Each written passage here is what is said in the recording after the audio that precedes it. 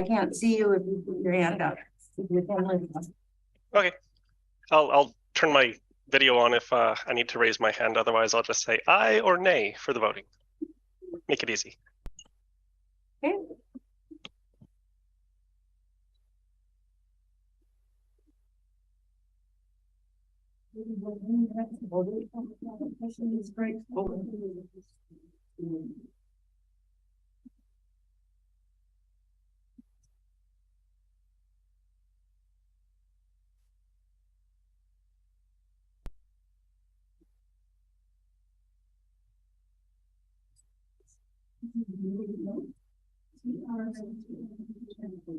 Okay, well, good afternoon and welcome to qathet Regional District Committee of the Whole for August 2nd.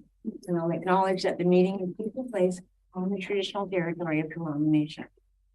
Directors, you have your agenda in front of you. Can I please have a motion to approve Director Elliott, Director Brander? Thank you. Discussion? Seeing no hands, all in favor? Aye. Carry. Say nay. So adoption of the minutes, 6.1. Are there any errors or omissions? Seeing no hands up, a motion to approve the minutes, please. Director Lennox and Director Brander, thank you. Discussion? Seeing none, all in favor? Aye. We have no delegations. And that takes us to unfinished business, 5.1.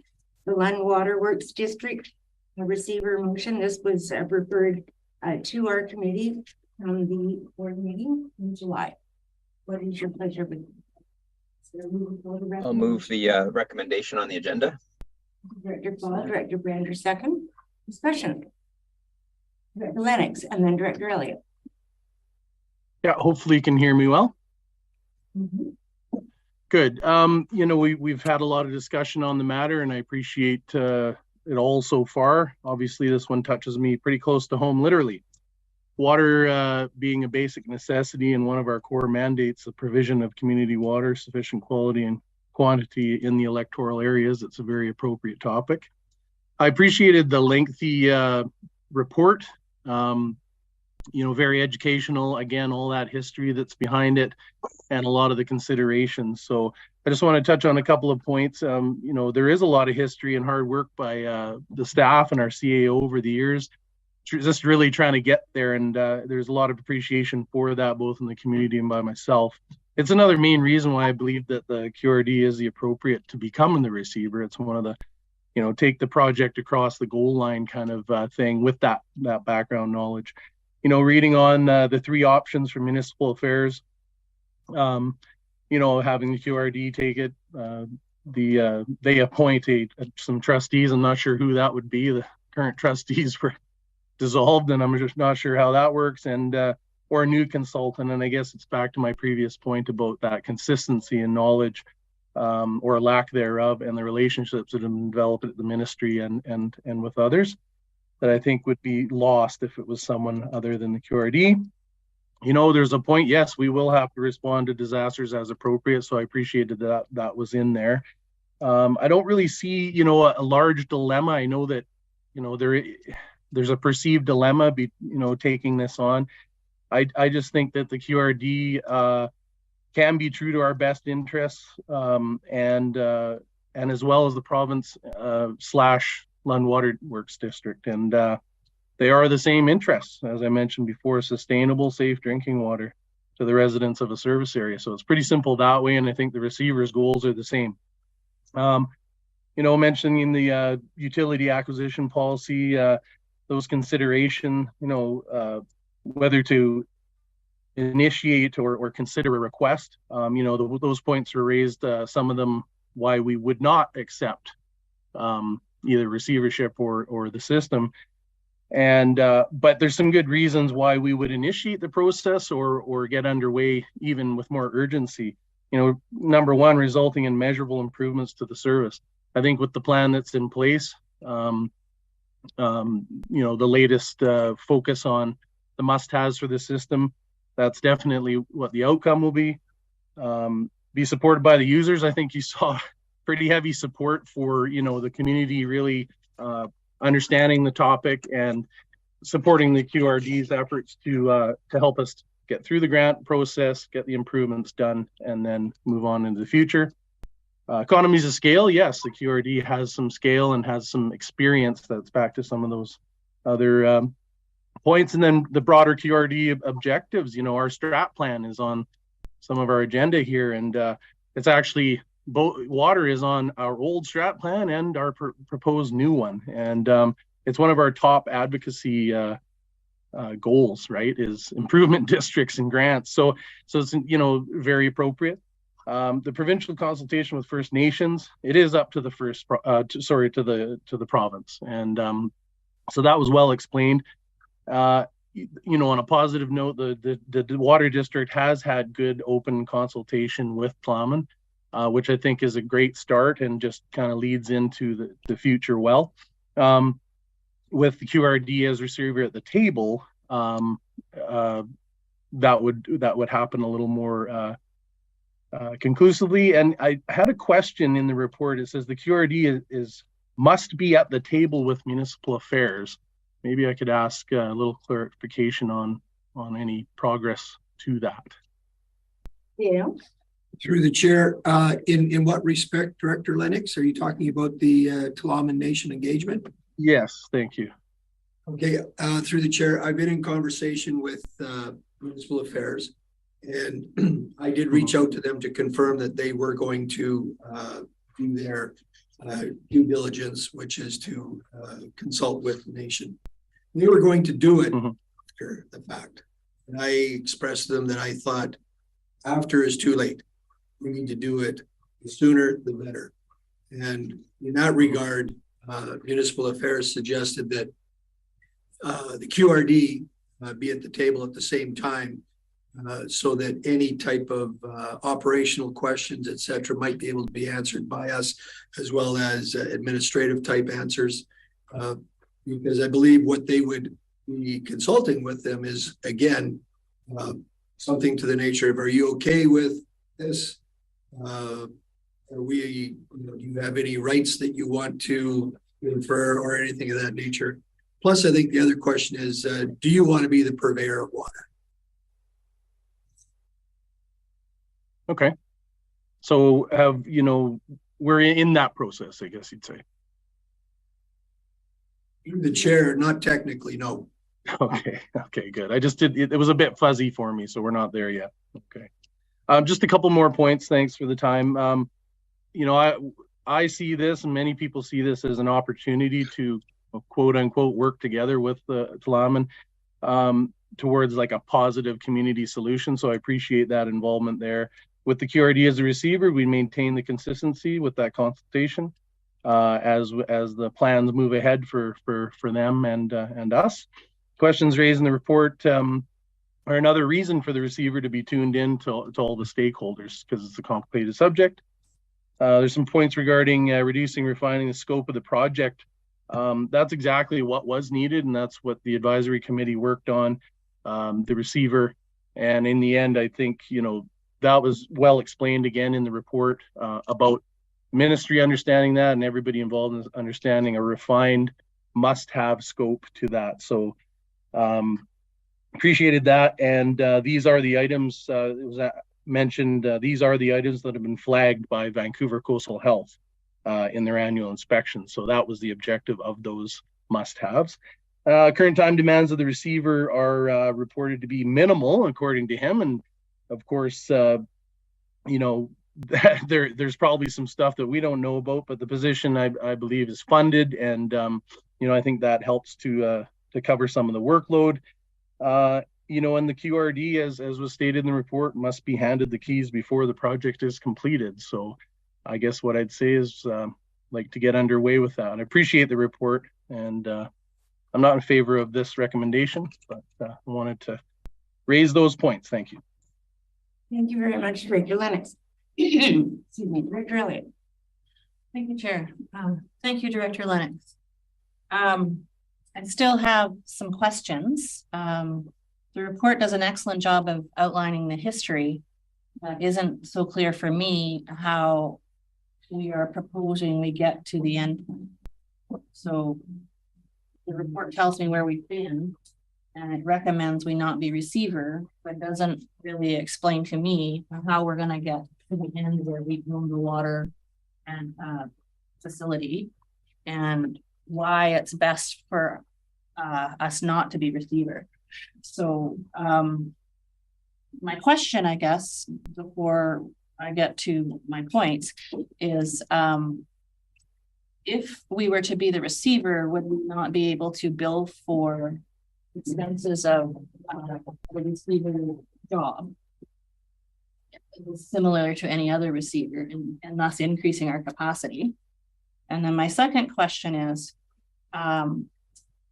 how is it better or not better to be the receiver in facilitating taking over the waterworks?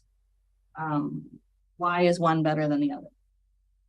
So this report doesn't answer that for me, which is what I asked and not answered. I wanted to see what the roadmap is and how do we show that our intention is to get to the end point, and which way is the better path. Thank you. And I understand staff capacity. Will our CEO address that? Through the chair. In the past, we have expressed to the province, we work in conjunction with, I believe, to go through the conversion. So I don't think there's any question about QRD eventually accepting the responsibility of being the owner of that asset. How the province would step it out and the processes we would go through, I think, are partly explained in their legislative capacity, where the ministerial order would help to set us up with time to do a establishment bylaw and all the rest of it. And at that juncture, we would then have a service to actually operate the service with under our own stewardship. Again, I think we're still quite a ways away from knowing those exact details, because it still rests in the province's hand. The province is basically the holder of that receivership, and at any given point in time, they can, I would say, establish that you're going to get it. So there's never been any discussion as to when. There's never been any drop dead date of on this date you're going to be the purveyor of water in Lund. Does that answer that question? So do you see a benefit or a disadvantage to being the receiver while that's going on? Yes, I do. I see a disadvantage because, as I pointed out in credit law, you have to be loyal to one entity, and the receiver is loyal to the Lund Water District as a corporation, or whatever they're concerned. How does that individual work in the best interests of those water users, and at the same time work in the best interests of the QRD when they are going to be, at some other point, applying QRD policies to the LWD? So I see that as a very problematic situation for any individual to put in. On one hand, getting the wishes of the water users, and on the other hand, jumping over the fence, attempting to promote the policies in place for the QRD. I think it would be much cleaner if an entity on the other side worked through all those things, getting the boundaries established, getting the easements all completed, getting the transmission lines all identified and in the right areas, which hopefully the study has done, and then having all that laid out and then transferring it over to us. And my colleague in the Kootenays has experienced both in his RD, and he said by far the more amenable, not amenable. The easiest one was when they were not the receiver. Now it comes with nuances because each ID is different, but there was more work on the behalf of the staff and time when they were the receiver, when everything was being done ahead of time, and then they just stepped into the plate as a turnkey. Okay. I guess my vote kind of depends on whether there's any risk to the project moving forward in a timely way if it gets stalled trying to figure out who to receive it.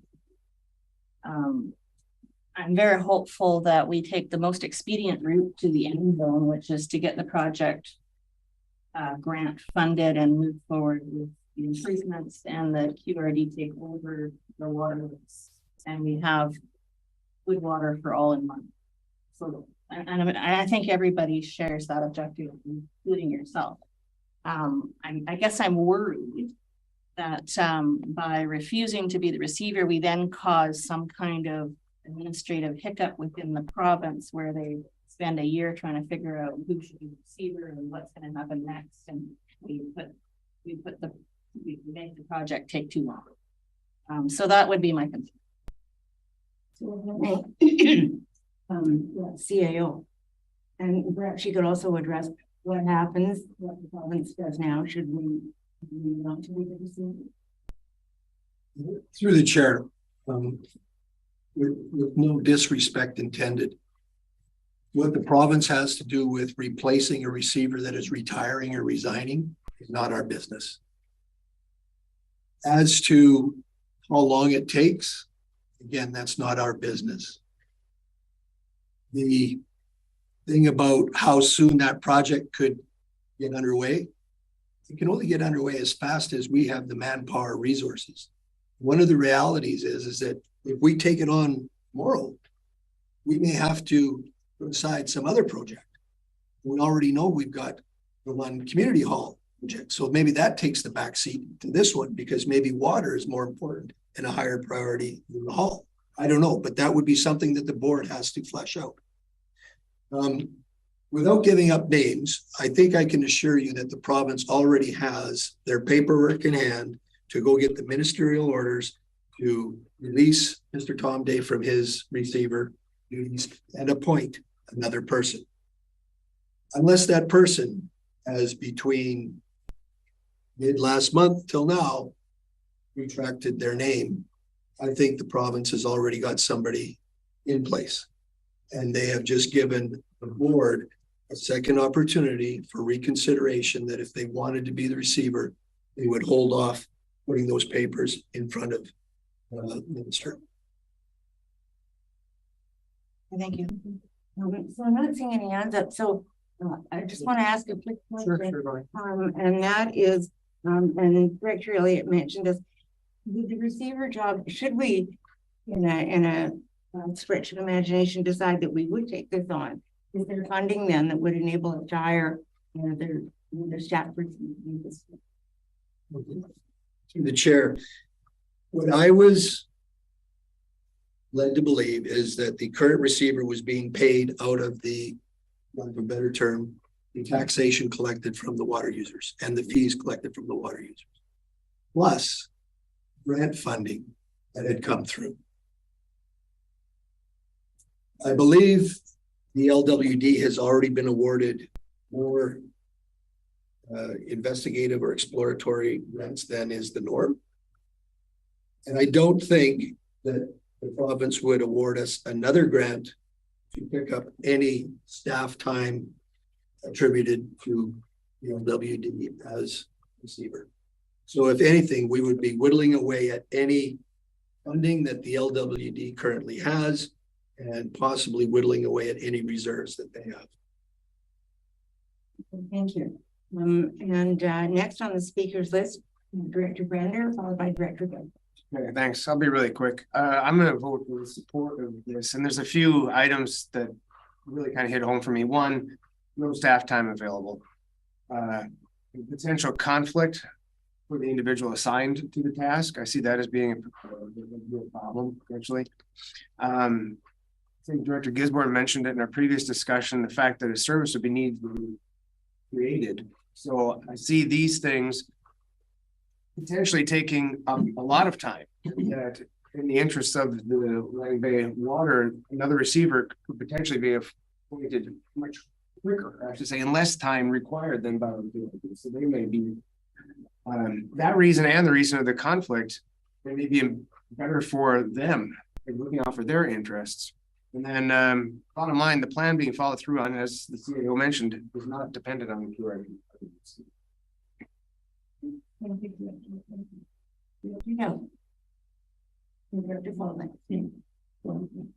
Right now, I don't think we have a motion on the table, do we?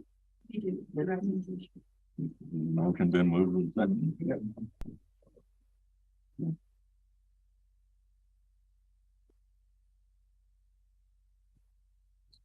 Well, a lot of things have been said about the receiver. I think the receiver who is currently, Tom Day, is currently receiver, was all his expenses, all the expenses were being paid out of grant that went to the Lund Water District. And the Lund Water District service was paying for the cost of managers and the people who were supervising it.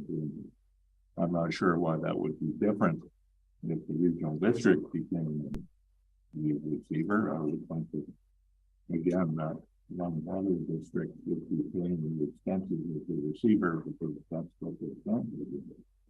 That would change depending on what the name of the receiver is. If it's the region district, if it's that region district or somebody else.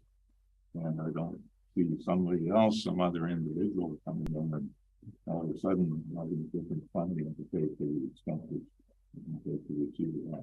So I'm not sure that's a significant argument. I'll just leave it at that. Thank you. And would that apply if the regional district was one from the Lund Water Service, the salary of the person? Through the chair, those are mechanics. If we were to be the receiver, we'd have to work out, because the individuals would be our employee or employees, because there's going to be a number of people supposedly working on it in various capacities. Some people would be working on the bylaw, some people would be working on establishing the service, some people would be working out in the field. So there'd be a number of people. I think what all we could do is accumulate those hours and assess them against the LWD and get a refund or a reimbursement on it. But again, I think the other thing that's been raised by staff is, will you release them from their duties and obligations as written into their agreements that they will only be working for QRD?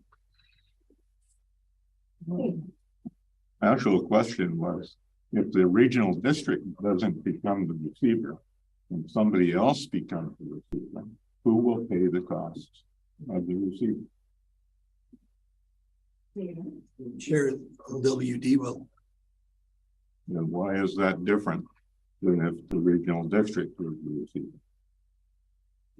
The chair, I don't know how much funding is left in the current grants, and I don't know if they would allow the QRD to apply a grant for themselves. Does that answer your question? An answer. Thank you. Director Powell is next. Thank you, Chair. Water. The end point, if I step forward in time and then try to look back, what we all want, I think, is for Lund Waterworks, to the people who live in that area, to be receiving clean, healthy water for a safe, well-run system and so on. And that service, if we're looking at it from the future, is a regional service, which seems to be the writing on the wall here. So we have a regional service in the future that is providing this water. The question then is, how do we best get there that serves those residents with the least pain and suffering and time to get there, and serves the interests of the QRD as a whole, and whether taking one path or the other helps us one way or the other. And at this point, I'm leaning towards believing that not being receiver helps us get there, because for two reasons, and I won't repeat what has already been said because a lot of good comments have been made and there's a lot of good information in the report. One issue the CAO mentioned, which I'll generalize to say resources. It's basically human bodies, human resources available to look at the role of receivership. If we do not take on the role, the province must find someone to fill that role, meaning there will be a person and it will be a receiver, so it's hard to really say a staff, but it's basically a human resource that will carry on that role of the receiver and whatever the receiver needs to do to carry it forward while we focus on what we need to do. The second reason is that there's actually two major tasks, as far as I can see, on the two sides. One is we focus mostly on talking about the receiver. What the receiver side really needs to do is help get the system and to keep improving the system, carry on the work that Mr. Day was doing to get the system in shape and form that we can actually take it on and take it over as a regional service. So it's actually get there, through the implementation and so on. And eventually we have to, if this grant goes through, then we will be taking it on.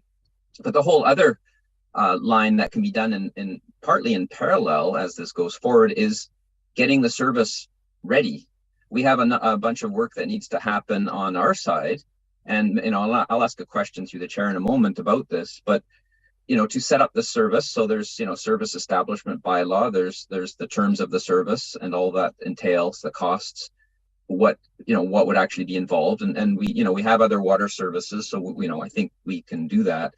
But really we need to actually put our minds to how we get there so that we can be ready. And if the two are going in parallel, then the system can get put up to shape by the receiver, and then we can take it over. And I suspect the province will be motivated to make this happen. So, I think they won't cause undue delays. I believe that it actually may be faster if there's a receiver because of the resource issue. So my question through the chair, if I might, is for the CAO, could you outline the things that we might be able to do regarding service establishment while the receivership process and the grant implementation gets underway, or is this something we have to wait for? I mean, there's consultation, there's elector approval, there's getting draft bylaws and so on. So what can we do in that regard to get the regional district ready for the eventuality?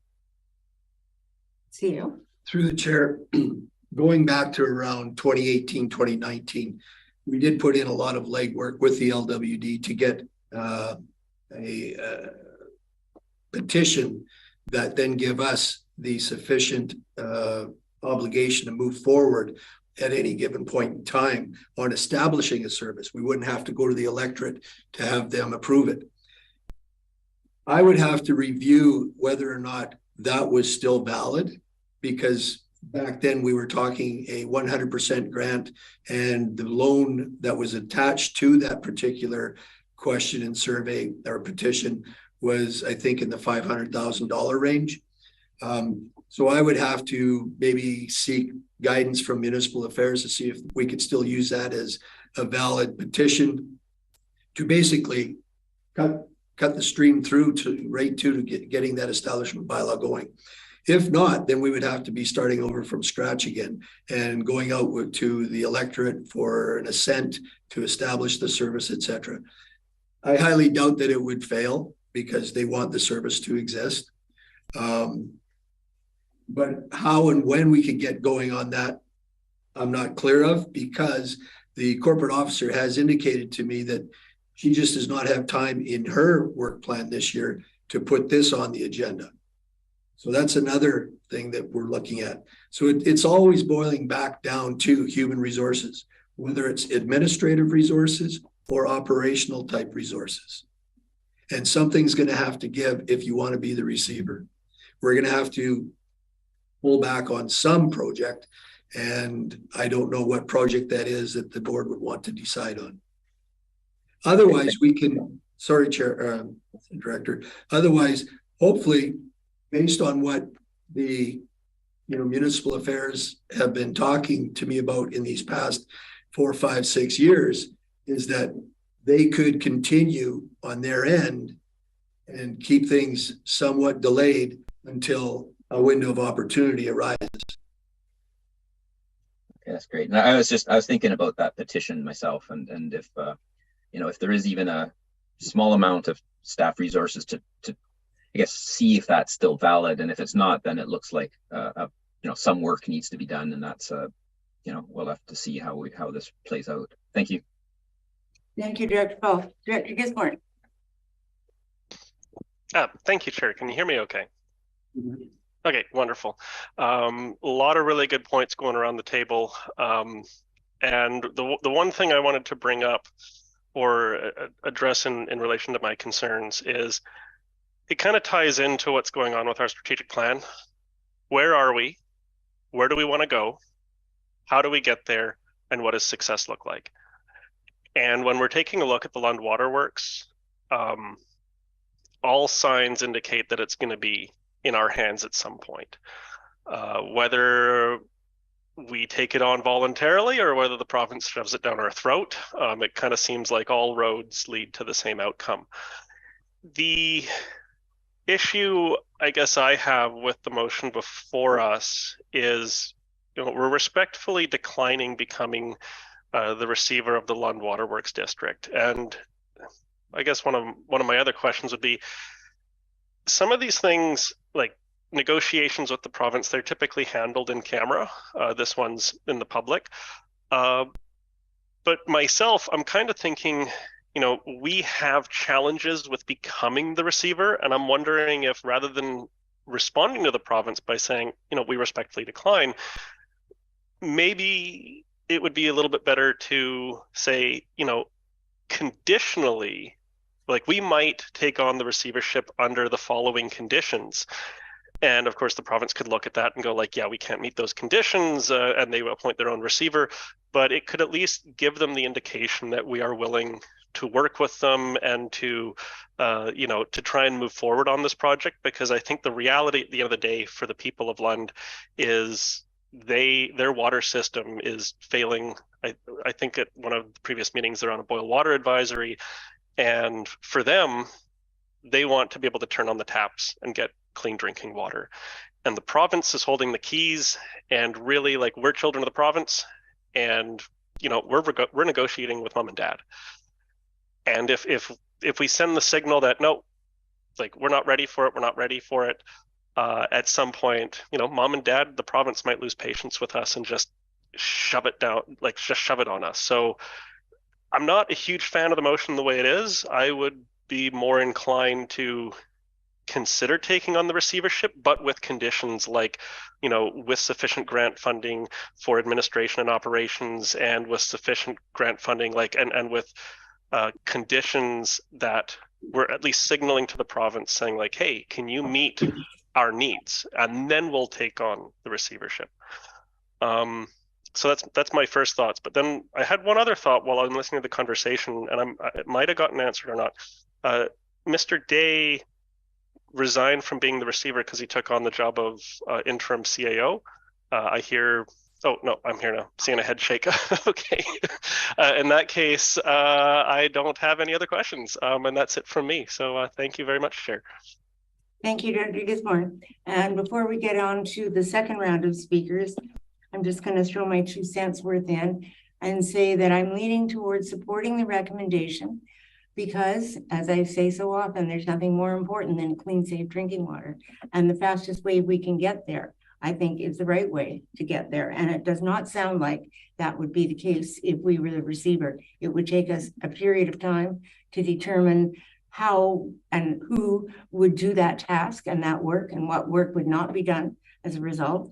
And I think just the process of going through that exercise is going to delay it, whereas the province can step in and appoint their receiver, you know, basically after we provide them with an answer. So, yeah, I'm leaning towards supporting it. And with that, we'll go on to round 2 of questions. Director Elliott. Thank you, Chair. So I just wanted to seek clarity on one of the points that Director Brandner made around requiring a service. We have to create a service in order to take over the Lund Waterworks infrastructure and make it ours. But we do not have to create a service in order to act as the receiver while the Lund Water District is still owns their infrastructure. So that service creation is only required in order to convert it, which we have to do anyway. So it's not an additional task and not a factor in this particular decision. So that's correct. Is that not right, CAO? CAO? Through the chair, I believe that to be pretty accurate. Thank you. So then the other thing I wanted to say was some of this is a little bit about communications and making sure we are extremely clear at the same time that if we should decide to not accept being the receiver, we want the people to understand it's because we actually want them to get clean drinking water. And this is how we get there the fastest and most expedient, because it adds extra resources that we, to work on it better. And I do think that we should be moving forward with planning how we're going to create this service and move toward being able to convert this asset if the grant is approved. So if the grant is approved, we need to be having a plan for that. And if it's not in our plan now, we need to get it there. Because I keep hearing that that's kind of up in the air, and that's not a good communication tool to say, no, we don't want to be the receiver, and we also don't have you in our plan. So I think that's a problem, and I'm not really in support of having it stay that way. I want to make some decisions that march us forward with a report to change that situation. Thanks. Thank you. I'm looking around. I'm not seeing any further hands being raised. Director Dell. Yeah. And then Director Lennox. So my understanding of discussions with the receiver was that there was a grant application in process to improve the Lund Water District and the limited scope that was covered in the receiver's report, and that the grant would only be given to a regional district because the requirement is that the regional district own the property after the grant is used to repair. So, what would be the status of the grant that the receiver was talking about if the regional district doesn't accept receivership? Yeah. Through the chair, I would say that the grant that they've received so far, which I believe has been two in the vicinity of $30,000 each, as long as they weren't expended, they should still be on their books, and there should still be money to draw upon from there, depending on how much has been expended for the current receiver. Well, the grant I was speaking of was one that I believe existed for the improvement of the Lund Water District, not for the studies of the. Through the chair, incorrect. Incorrect. He means the application that went in. Through the chair, incorrect. That has nothing to do with the receiver right now. Yeah, we know that. Yeah. I guess was seeking clarity that grant application status is not impacted one way or the other for who the receiver is. And I think that's part of the confusion with the community. And it's my point around communication is that we're sending really mixed signals and not being clear about the plan. And this is one of the issues that is confused by the public. Yeah. Through the chair, with regard to the EQ program grant, we have no control or bearing on the award of that. It is still in play, to our knowledge, because we have not been given a Dear John letter. And that grant is not hingent on us being the receiver or not. The grant has to be awarded to a local government by the time the conversion takes place, or the conversion can take place and the awardee can accept that grant, but the grant does end up in the local government's hands at some particular point in time to carry out the work that is supposed to be taking place. Whether the conversion is completed before the grant is given, I don't know, but I think it can be done. I think we would have to do some different accounting because we wouldn't have a service establishment yet to be awarding those funds to any operators or any contractors. And I don't think we could do it through the LWD finances because the government does stipulate that the grant can't go to them and the grant is going to a local government and the LWD is technically dissolved. Therefore, they can't be operating to improve their assets. Yes, that's the situation. I suggest we make some changes to. Okay, thank you. Director Dent, I think you were next. You just Do the hand up. Director Lennox. Director Lennox. Yeah, thank you, Chair.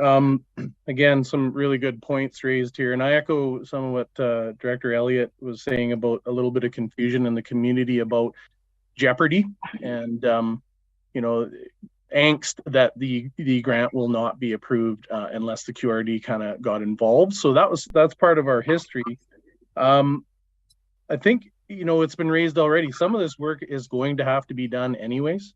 The bylaw will have to be created. Policy 315 will have to be reviewed. All the points reviewed by staff, and so those things are going to occur anyways.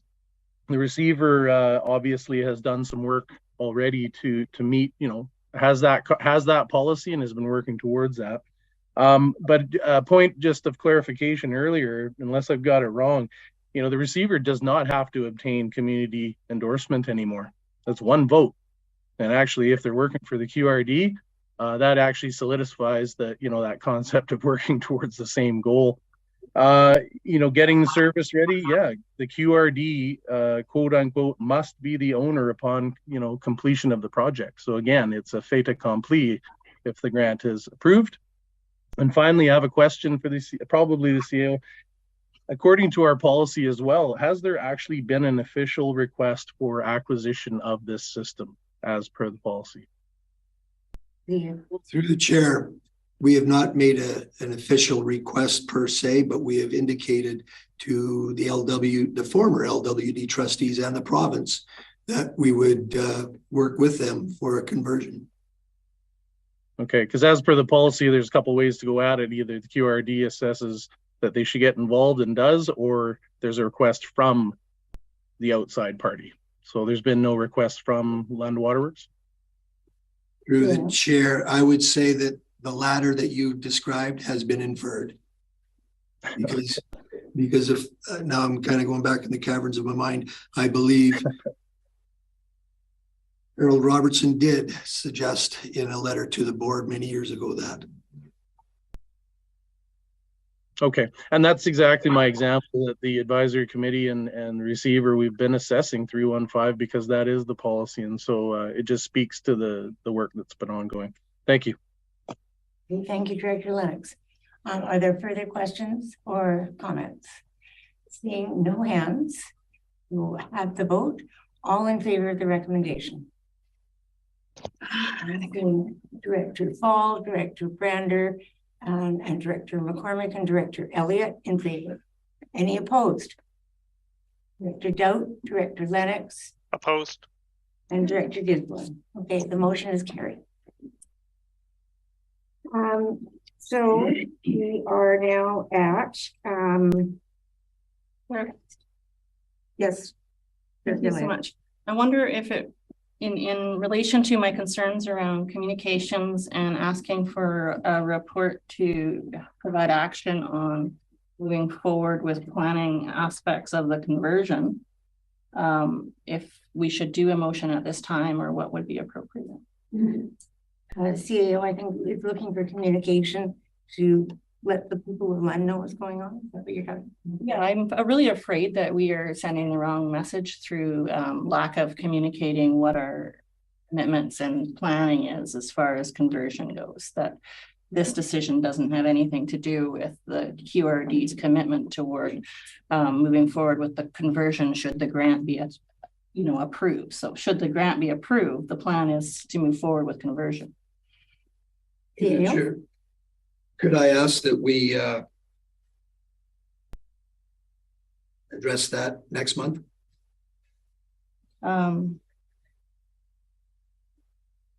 So hold off on making a motion today and make one next month? Through the chair, yes. The reason being is there's a lot of details that I could possibly flesh out between now and the next meeting next month to better aid a media release or a plan going forward. So this is committee of the whole, and it will action on this particular recommendation will be at the end of the month. Committee meeting or whatever, or sorry, board meeting. Would we have a different situation by then? Through the chair, I don't know what we will have by then, but I could quite possibly have more input from municipal affairs by not the board meeting. I'm talking the next committee of the whole meeting, September committee of the whole. Thank you, CAM. If my colleagues are okay with that, then we could do that. I'm looking at maybe some of those who are in favor of not passing this motion. I think the two go hand in hand, the communications and this motion, or ratifying this decision should come with some good communication at the same time. I'm a little bit torn by the thought of waiting beyond that. Oh, through the chair, I was just going to say that I think within 30 days approximate time, we will have a little bit more meat on the bone. So what you're saying then is that it will be on the agenda for September committee of the whole, right? And it would be fair to say that we have certainly discussed, whatever level of public information is important.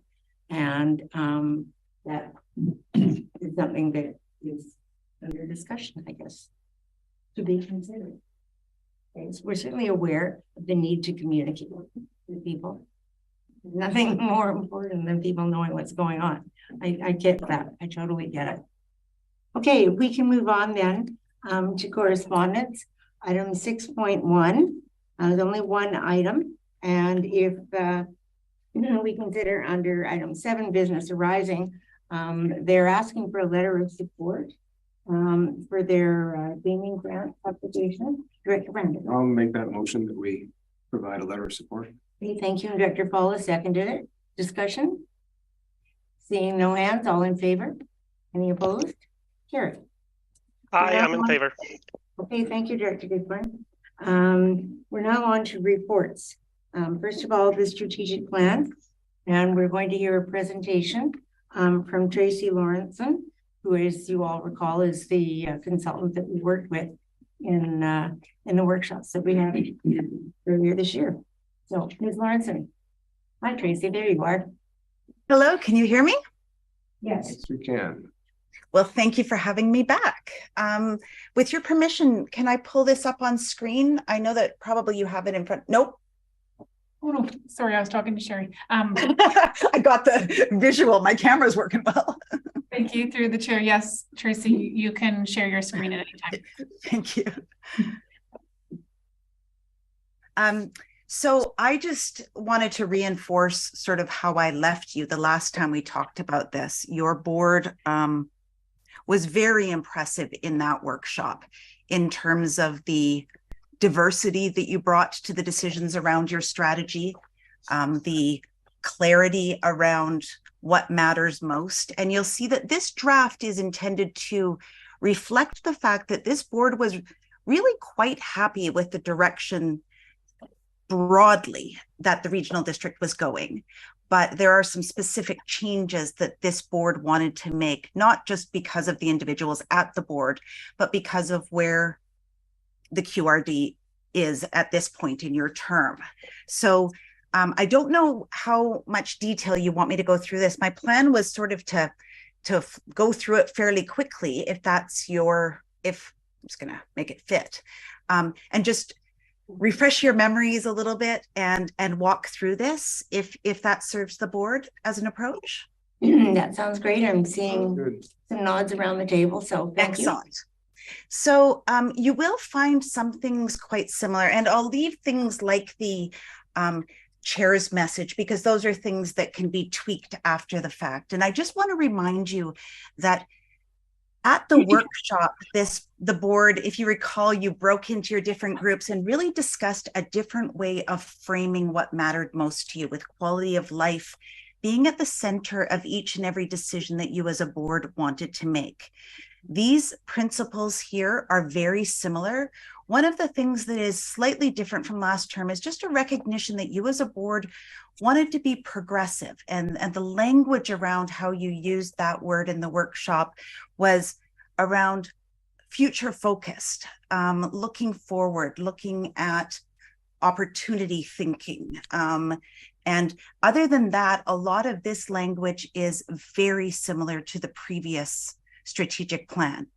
I want you to note that there are values in this, and there are also guiding principles that sort of weave together to make the directional statements for you as a board.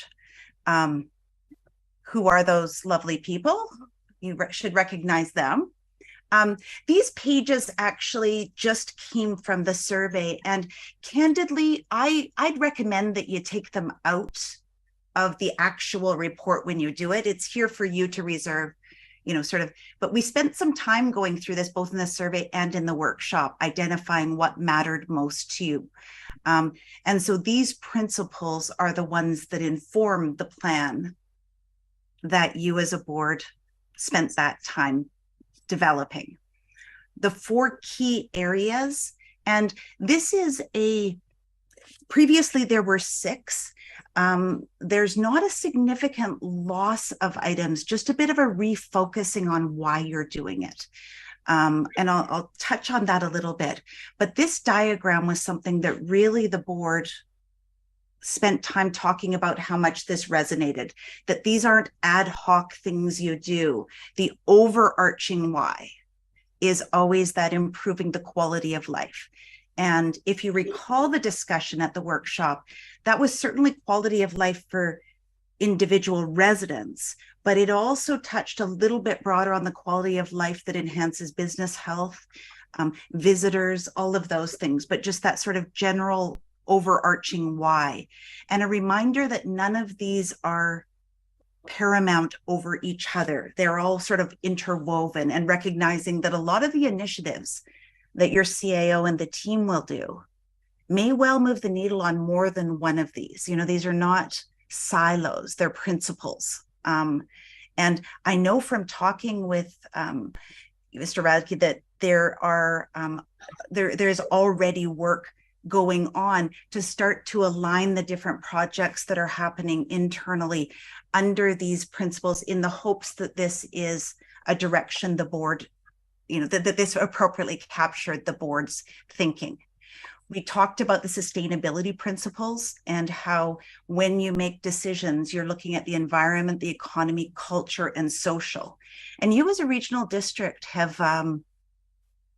you've recognized that social matters to you more than some regional districts, and that remained important in the discussions that we had during the workshop.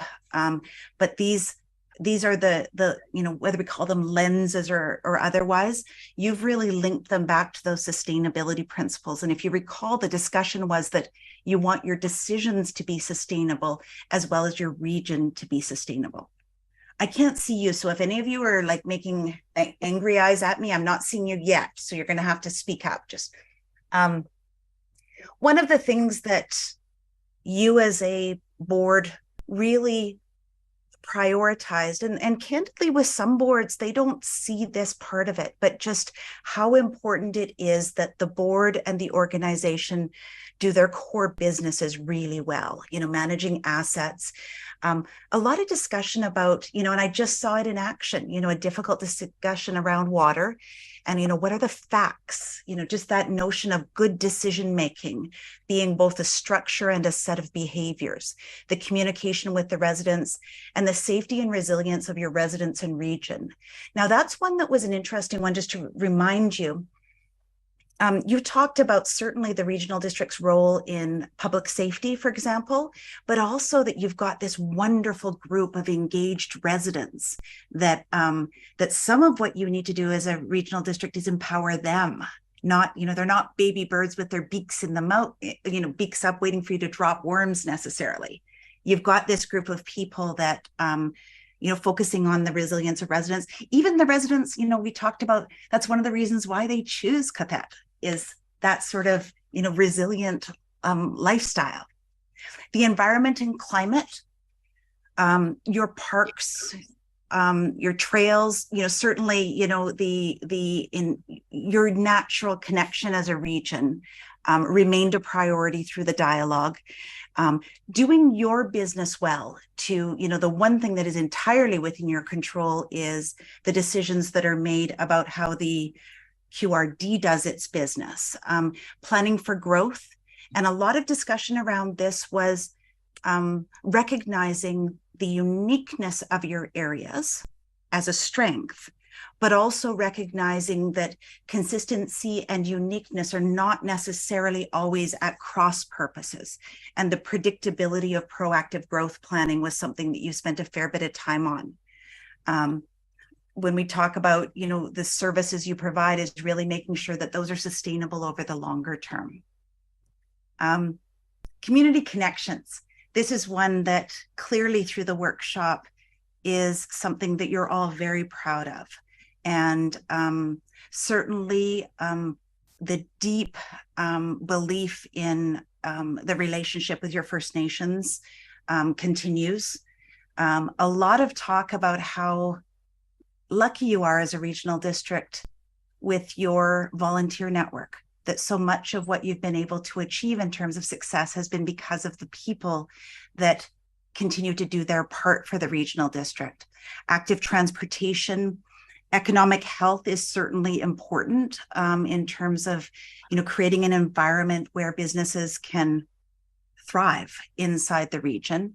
And finally, the importance of connection and the relationship that recreation, arts, and culture has in creating connections inside groups of shared interest, but also between them.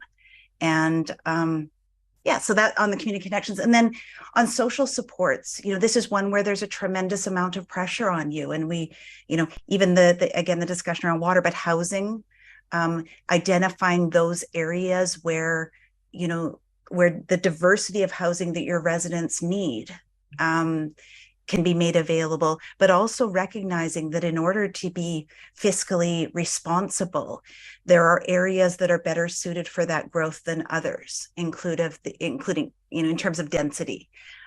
Talked about water governance.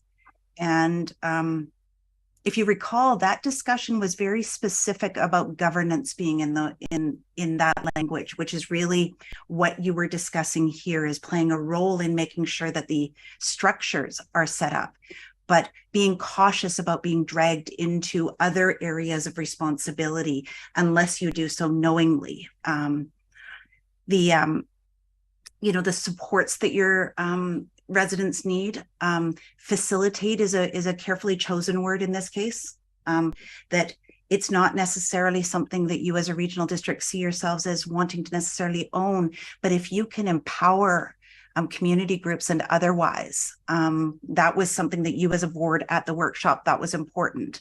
Accessibility came up, and again, emergency preparedness. And these were all, the diversity and accessibility was a bit of a theme through everything, whether it's the diversity of your region, but also the diversity of your people. And so just that notion about trying not to be overly heavy-handed, but also recognizing that in order to align with those sustainability principles, there does need to be some commonality around how you handle certain issues. Am I okay to keep going? I always joke that I used to talk slower when I was paid by the hour, but advocacy, you as a regional district are recognized as having the ability to be heard on matters of importance to you. And I think that's a real strength. And I think it's because, at least from my perspective, you've been relatively precise about where you use your advocacy leverage. Certainly housing, recognizing that while you can create an environment for the diversity of housing, there are other elements of legislative engagement in that topic that mattered to you. The funding that comes through, transit, and these can be fleshed out in terms of what's the actual ask.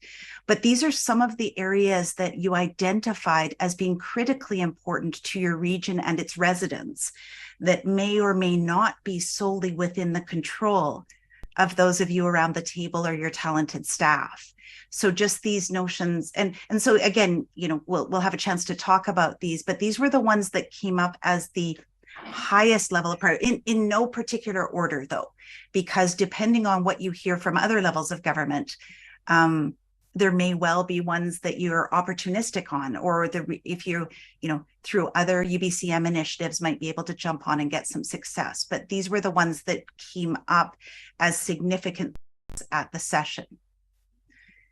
In terms of executing the plan, there's a whole nother piece of work that comes out of this where you'll be seeing from your CAO, and I'll let him comment on this, but you'll be seeing from him reporting on, where do the different projects fit? And, you've got a history of reporting very well as a regional district. And, in terms of an accountability culture, that's something you should be very proud of, because you don't always know what others are doing, but I can tell you, you are a leader in terms of the actual execution of your plan. The purpose today is really to get, to see if we got it right on taking, and if you recall in those small groups, I don't remember who was in the small group that sort of won. If you recall, we talked a lot about what mattered most to you. And then even that diagram with quality of life in the middle, one of the breakout groups, that was their project that was adopted by the whole group. So I guess I go back to you as a board about whether this looks like what you felt was the direction you wanted to go in as a board. Thank you. Thank you very much. Tracy, I know there's going to be a number of questions from directors. So maybe I'll kick things off and just say, I really appreciate your work on this. And I guess I have a really basic question. This is a portrait of where we want to go or where we've been? Where you want to go. Okay. It's a directional document of where it's the marching orders that you're giving effectively through your CAO to your staff. Right. Okay. All right. That makes sense, because there's a couple of places where that makes a big difference. And I'll refer to tenant protection, which is on page 14 of the report. In my 9 years on the board, I don't recall spending any time on that issue. And so that is a place where we have not yet been, but where we are going. Is that correct? Or where anticipates? If adopted, that would be an area of advocacy energy to make specific requests or to consider where do you want legislative strength, weakness, change that would help your residents in this, with this housing crisis that we're facing. So that, if accurate, would be something that you would be making an ask to the provincial government on. And obviously there would be a fair bit of fleshing of that out before UBCM or otherwise. But this is something that was identified at the workshop as being an area at least worth putting some energy into thinking about as a board. Is that answer that question? Yes, thank you. It does. And the other part of where we've been or where we're going applies to the mention of supporting water infrastructure in the rural communities. Now, if I was to go back to my community and say, we're supporting water infrastructure, they would look at me with a lot of sad stares because the track record isn't there. But so I'm saying this is where we want to go. And that's what this document is saying. And we need to make sure that it's clear that you're not overcommitting in areas where you don't intend to. So that's one of the things that's really important for you as a board to look at is, does this language that I've put together send a different message? Because my recollection of that is that you were willing to follow the lead of communities that wanted the regional district's help. And if that language sort of sounds like you're going to, field of dreams, if we build it, will they come kind of thing, then that language probably should be adapted, because we don't want to send mixed messages about who's in charge and who's leading and who's following on some of these. Thank you very much, Tracy. I'm Director Doe. Yeah, thanks for this and all your efforts here so far. And it's quite a document. Just picking up on what my colleague has said, with the top advocacy headings, I see those as areas where we might lobby other levels of government and try to achieve something that is generally positive along those lines. I think those are pretty general, and the amount that we might be able to affect legislation on the provincial level is, commensurate to our size compared to all other municipalities in the province. But those are definitely advocacy roles that we discussed. Looking at the rest of the strategic plan document that's here, they're all good goals. They're all good general statements of accurate governance or appropriate governance, and I can't disagree with any of them. What I see as missing is any specific actions. If we look at this as a plan for the next 3.5 years now, I don't see anything that we can measure against. There's no specific list of goals that the board would like to achieve that we could look back on 4 years from now and say, well, we've achieved that. We've achieved the other thing. And here's some goals that the regional district had specifically in trying to do something about water systems, whatever it is. If we had a specific goal to do with water systems or a specific goal to deal with transit, we could look back and say, well, we've met those goals or we haven't met them. So that's all I would say. As a document as it is, there's nothing wrong with it. But I think if it's lacking anything, it's lacking any specific actions that we could measure ourselves against in the future. Thank you. And when our CAO comes back, I will ask him for a comment on that, because I sort of had the same issue. There's nothing we can actually do in here. There's no work plan. But let's carry on. We'll save up questions for the CAO. Director Elliott, you're next. Thank you, Chair. Thank you, Tracy, Lawrence. I had an idea that maybe we needed to have a few strategic goals that were a little more specific and less. So for example, in the environment, if we as a board decided we'd like to beef up our park acquisition in order to, set aside more lands for parks to mitigate the climate change throughout our region and make sure it's not taken over by people. Like, how are we going to do that? We're going to buy lands that are currently trees. Most of it's private in any rate. So if that was one of our goals, is to create a policy for park acquisition and beef up our system for creating reserves so that we can acquire more parks in the future and protect more areas that are important to everybody.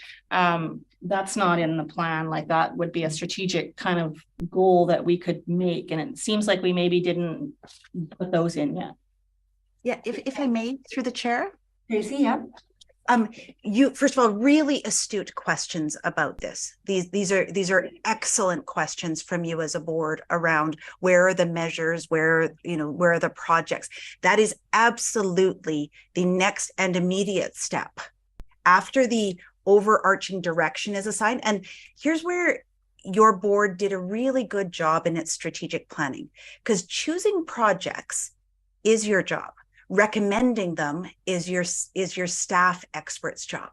So if you say these things matter to you, what you're going to start to see is those projects. And the reason why they're separate and they can be baked in is that as you knock those off, you're going to want to do the next thing that moves the needle on that point in your plan. So what we don't want to have is things that are in your plan and done in 3 months. If you look at the way this is framed, these should be focus areas through your term. And through the CAO, I know, or through the chair to the CAO, I know that there has already been work to attach projects that you would see. Once you say, yeah, this is right, you'll see a next layer of this whole thing that has those projects, initiatives, what you're already doing, what's proposed. And you as a board can say too much, too little, what about this, around the specifics. But these questions are very astute because this is still at the directional level. And the project level is where you start to go, oh, that's where that thing fits. Okay, so we will turn to the CAO, and just to preface that, both Director Doubt and Director Elliott have mentioned that, they're looking for some actionable items, things that we can say, okay, we've done that. So I guess the question to you is, how do we get there from here? How do we create those items? Through the chair, if adopted, then the strat plan will change on our quarterly reporting basis. And you will then see things starting to align with the new direction. Coming through, currently we could probably massage some of those, if you will, into the update of the quarterly plans. Or I think you're going to see the biggest emphasis is coming up this fall, because now that we have the direction, you will begin to see the projects that staff are going to recommend fall into this or that. We all are already working on things that we knew were going to fall into this plan. Before I exited, I think I heard the Parks and Trails strategy. That is one thing that we will be able to put onto this plan right away. So I think what this does is this gives us the vision. This gives us the direction that we know the board wants to go, and we can now align work plans and projects to this. And if we come up to a situation where we've got a competing project situation, then we'll leave it to the board to determine which one takes the priority and which one moves and advances and which one doesn't. I appreciate what Tracy said in that you don't want a laundry list of items on here. Years ago, we went through that. And depending on the complexity of any given objective or goal, it may take you the term or 2 years to get it completed, i.e. the Resource Recovery Center. And it'll look like you haven't accomplished anything because you'll still have that laundry list there. But don't be too concerned because that laundry list is not thrown out in the garbage can. It sits in the parking lot waiting to surface when the next project is completed. Then there's another one up behind it. Okay, so I'll let you think about how that addresses your question. Okay, I Director Gisborne, I put you on the list because I saw your face, and Director Powell and Lennox. I'm not sure which one of you was first. So we'll leave it as Powell and Lennox, and the chips will fall where they may. So Director Gisborne. Hello, thank you so much. Absolutely love reading the report and seeing the strategic plan. I actually went and found my file folder with all the notes taken from our strategic planning session, and it seems that this document actually conveys a lot of what occurred at the strategic planning session. The one area that I would like to see a little bit of a tweak, which isn't much. Under social supports, quote, we focus on diversity of housing throughout our region, encouraging density in our municipal areas. Absolutely love that statement. But when we get down to top advocacy under housing, it says densification and tenant protections. And myself, I'd just like to see the diversity of housing also just reiterated under top advocacy. Other than that, it's a great document. It's not a laundry list. I have a file with some of the laundry list stuff that we talked about at the strategic planning session. And the one thing that I also wanted to bring up is I actually spoke with an elected official from another regional district about strategic planning. And they actually referenced Tracy Lawrenson, and they said, you know, one of Tracy's biggest strengths is team building. And when we had our strategic planning session, I think that's what really brought us together. Was we started actually working together as a team, and I'd like to thank you, Tracy, for the work you did. And I by the end of that session, it seemed like a lot of our visions were becoming much more aligned. And you know, part of me is like, could we do one of these every year just to bring us back together and make sure that we're moving in the right direction? But other than that, the only change I would, you know, bring forward is under that top advocacy, under housing, just also include the or repeat the word diversity in housing. But that's it from me. Thank you very much. Thank you, Director Gisborne. Director Fall. Thank you, Chair. Thank you, Ms. Lawrenson. I think the plan as laid out, I really like, and I'm happy to endorse it today. I really like the diagram with the quality of life at the center. I think we did a good job coming up with that, and for you drawing it. And I think it looks really good. It's clear they're not just separation. We can't divide these things. The overlapping bubbles, I think, helps send that message. You can't divide environment from organizational excellence and so on, because there's overlap. So it's really clear. And I think to residents seeing it, it's clear what we're trying to do. We're trying to focus on quality of life and do all these things. Where I think the kind of connective tissue of this is the areas of focus where those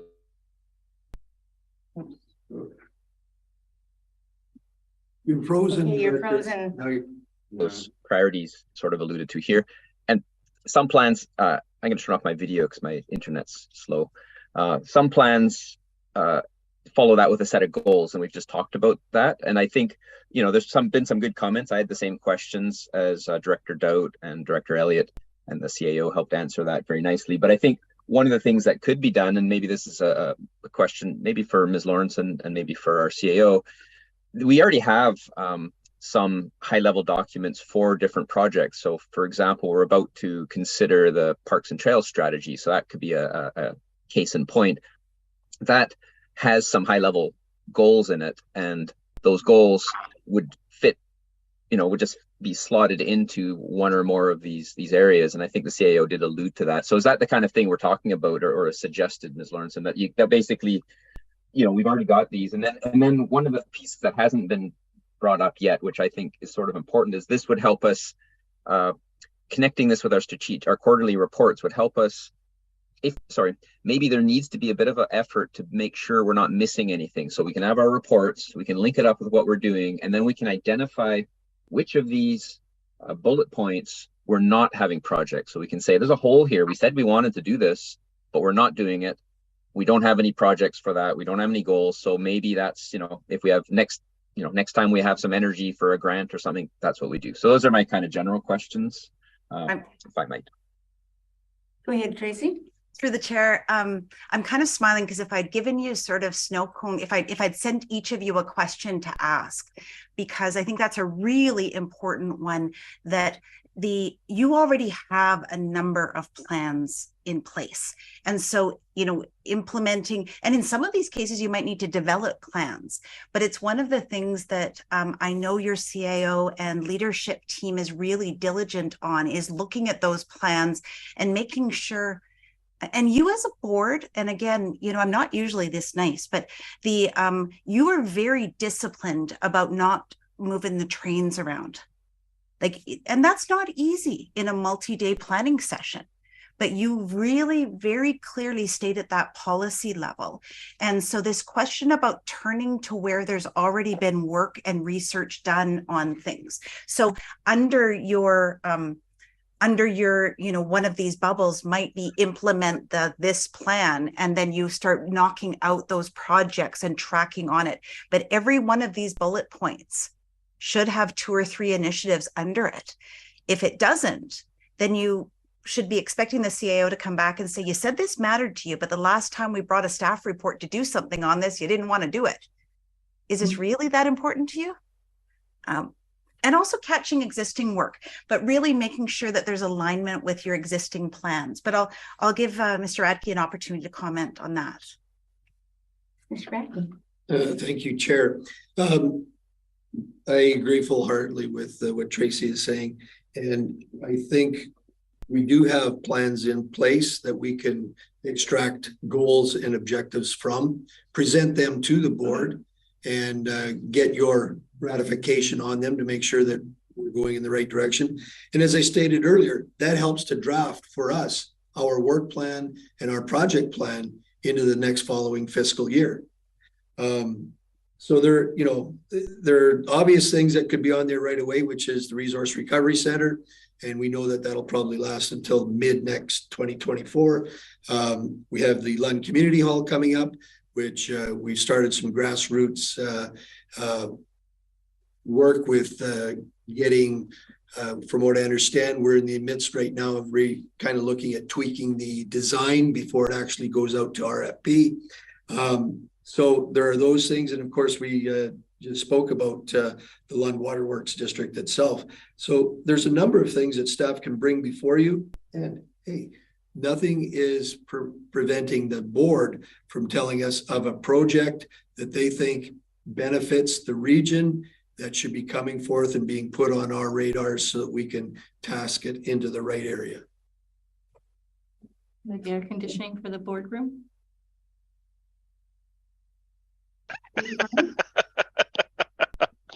Sorry, I didn't hear you.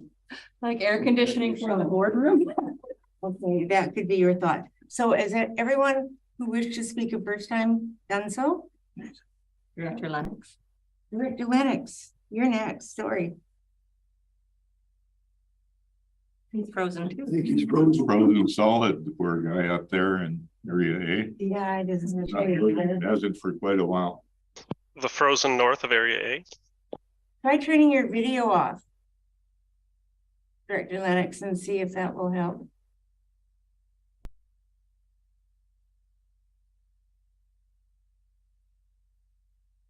He's Okay, you know what, we lost him. He's back. There he is. The floor's yours, Jason.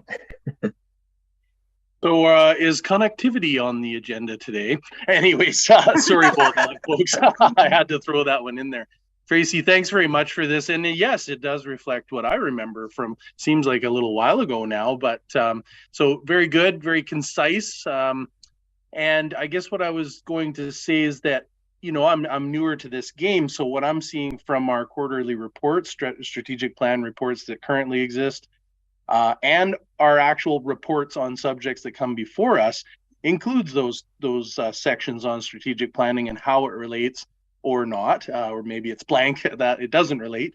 So I think we're kind of on. I like this discussion. I think the options you've given are useful, and I think that these reports are very fulsome. They give us percentages. So some of the metrics that the other directors were asking about, how do we measure success? At least for each project, we're measuring those to 100%, of course.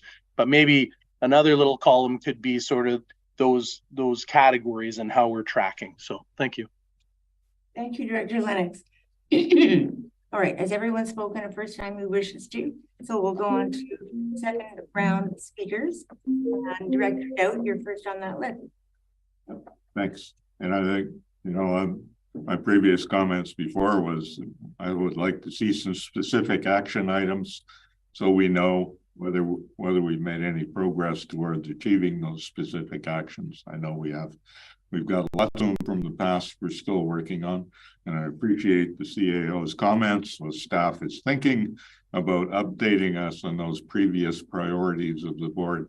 But I think it's the board's job actually to set those priorities with staff's assistance. That I appreciate them bringing projects forward, but it is really, I think, the board's job to say, these are the projects we want to prioritize and we want to move ahead on going forward.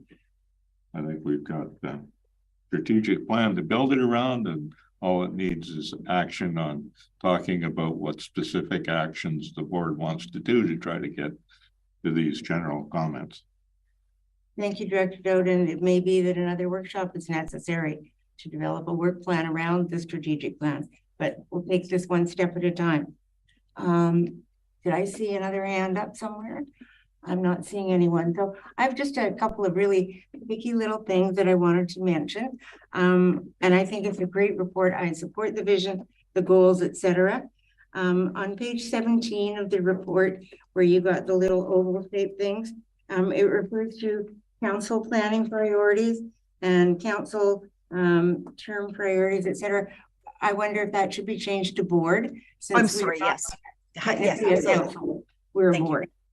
Okay, and the other one, which is on page 12 under organizational excellence, where it says the second item under areas of focus, where it says our decisions are based on facts and balance the needs of the region with the uniqueness of our members.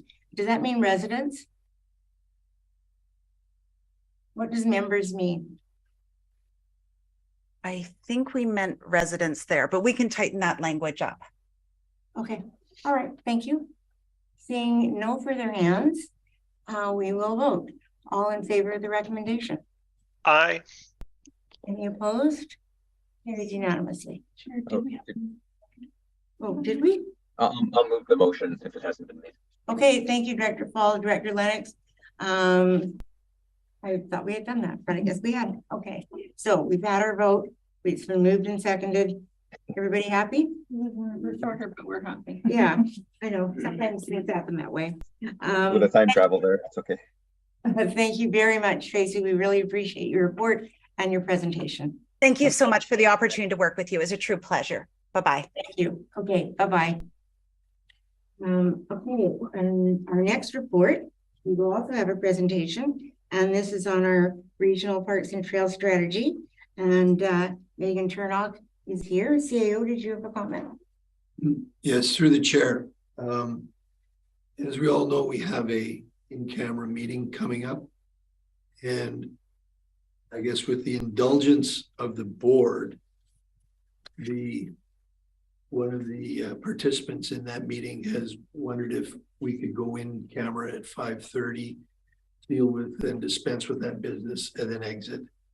But knowing that we've got probably 4 minutes until then, would you prefer that I ask if they could wait until this presentation is over and then have you guys consider that? Or do you want to consider that at all? Well, I think we have Megan set to speak and we're about to begin this item. There's no way of knowing how long it will take. So what do other directors think? Would you rather? I would prefer to do the in-camera item because the Parks and Trails plan has just been, it's such a big issue and we've talked so much about it over the years that I have no idea how long it'll take. So I would, if this person for the in-camera really can't be on too late, then I'd be happy to just go in camera, deal with that item and then deal with the parks, but that's just me. Okay, thank you. Is there anyone who feels differently than that?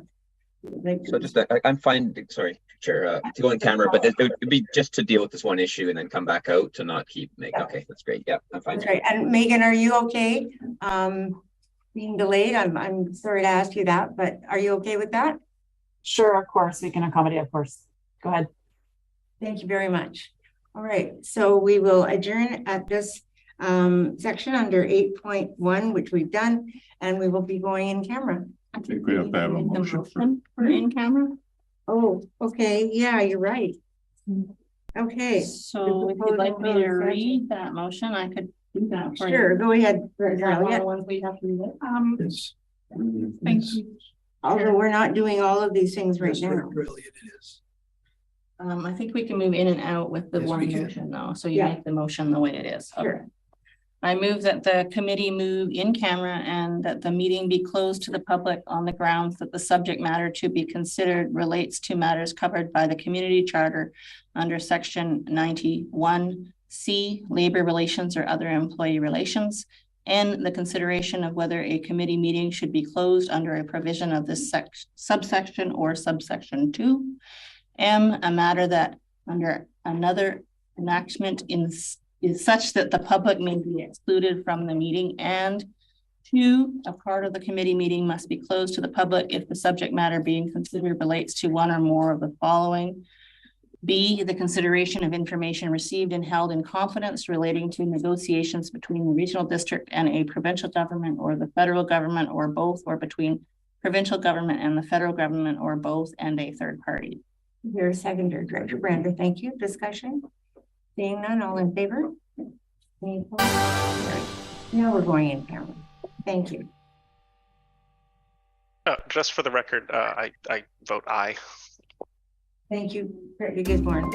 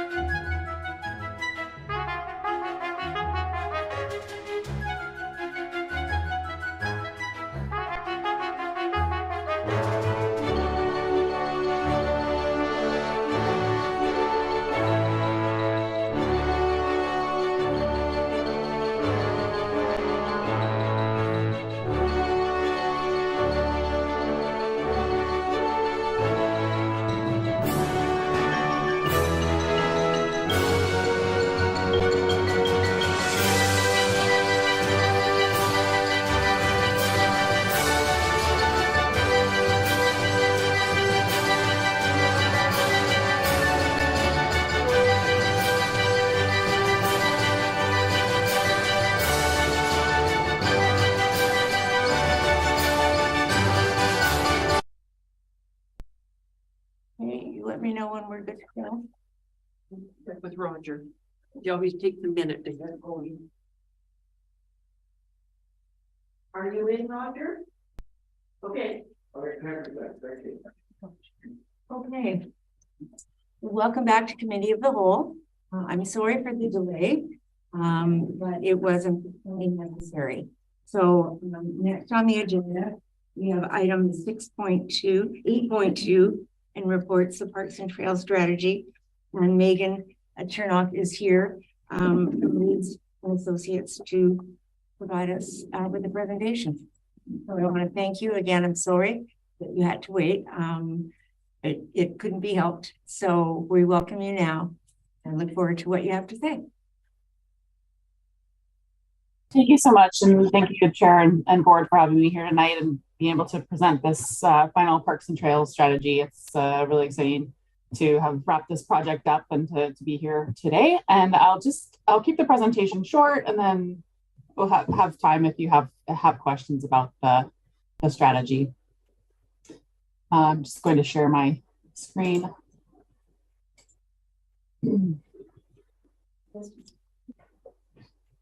So the purpose of the strategy was really to create a plan that builds on the successes of the QRD previous Parks and Trails work, and to guide the development and operations and management and investment in the regional and community parks and trails over the next 10 years.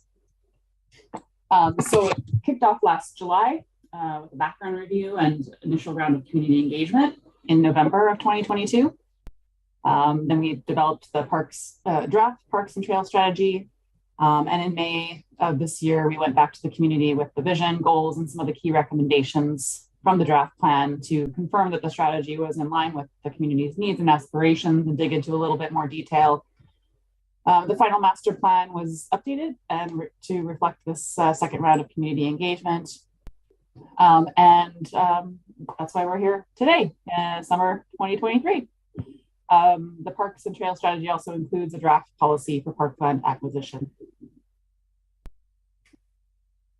So in the first phase of our project, we reviewed relevant plans and policies. And so part of our work was to pull together some of the previous plans that had happened, including the Green Spaces Plan, the Parkland Acquisition Strategy, and Regional Trails Plan. So it was very valuable background and sort of fed into our work. We also completed an inventory of the existing parks and beach access trails and visited most of them. We determined the current level of service for the regional parks by calculating basically hectares of parkland per thousand. This was just one of our metrics that we use to evaluate the park system, but it's an important kind of sort of benchmark and target that flows through. And we compared to some other regional districts. I'll talk about a little bit about that later.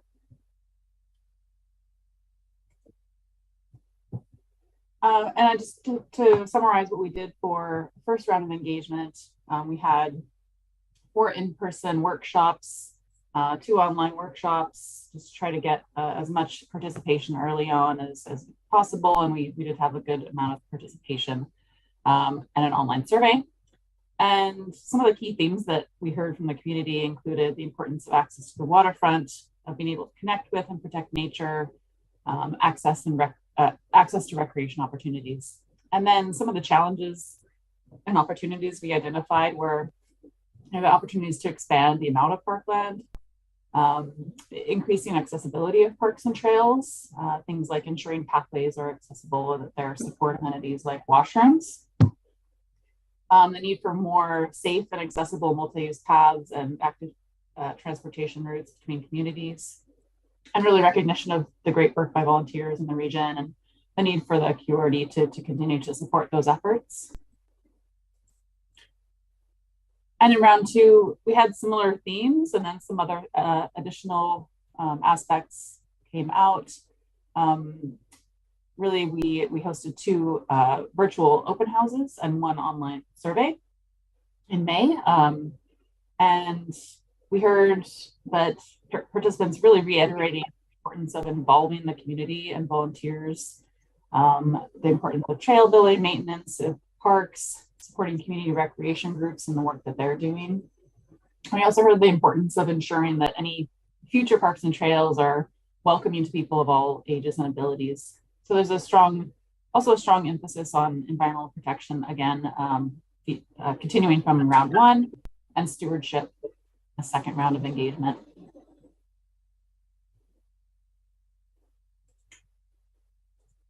So there's a lot more information on the engagement results in the report, and we did dive into each electoral area in more detail to identify gaps and challenges and opportunities.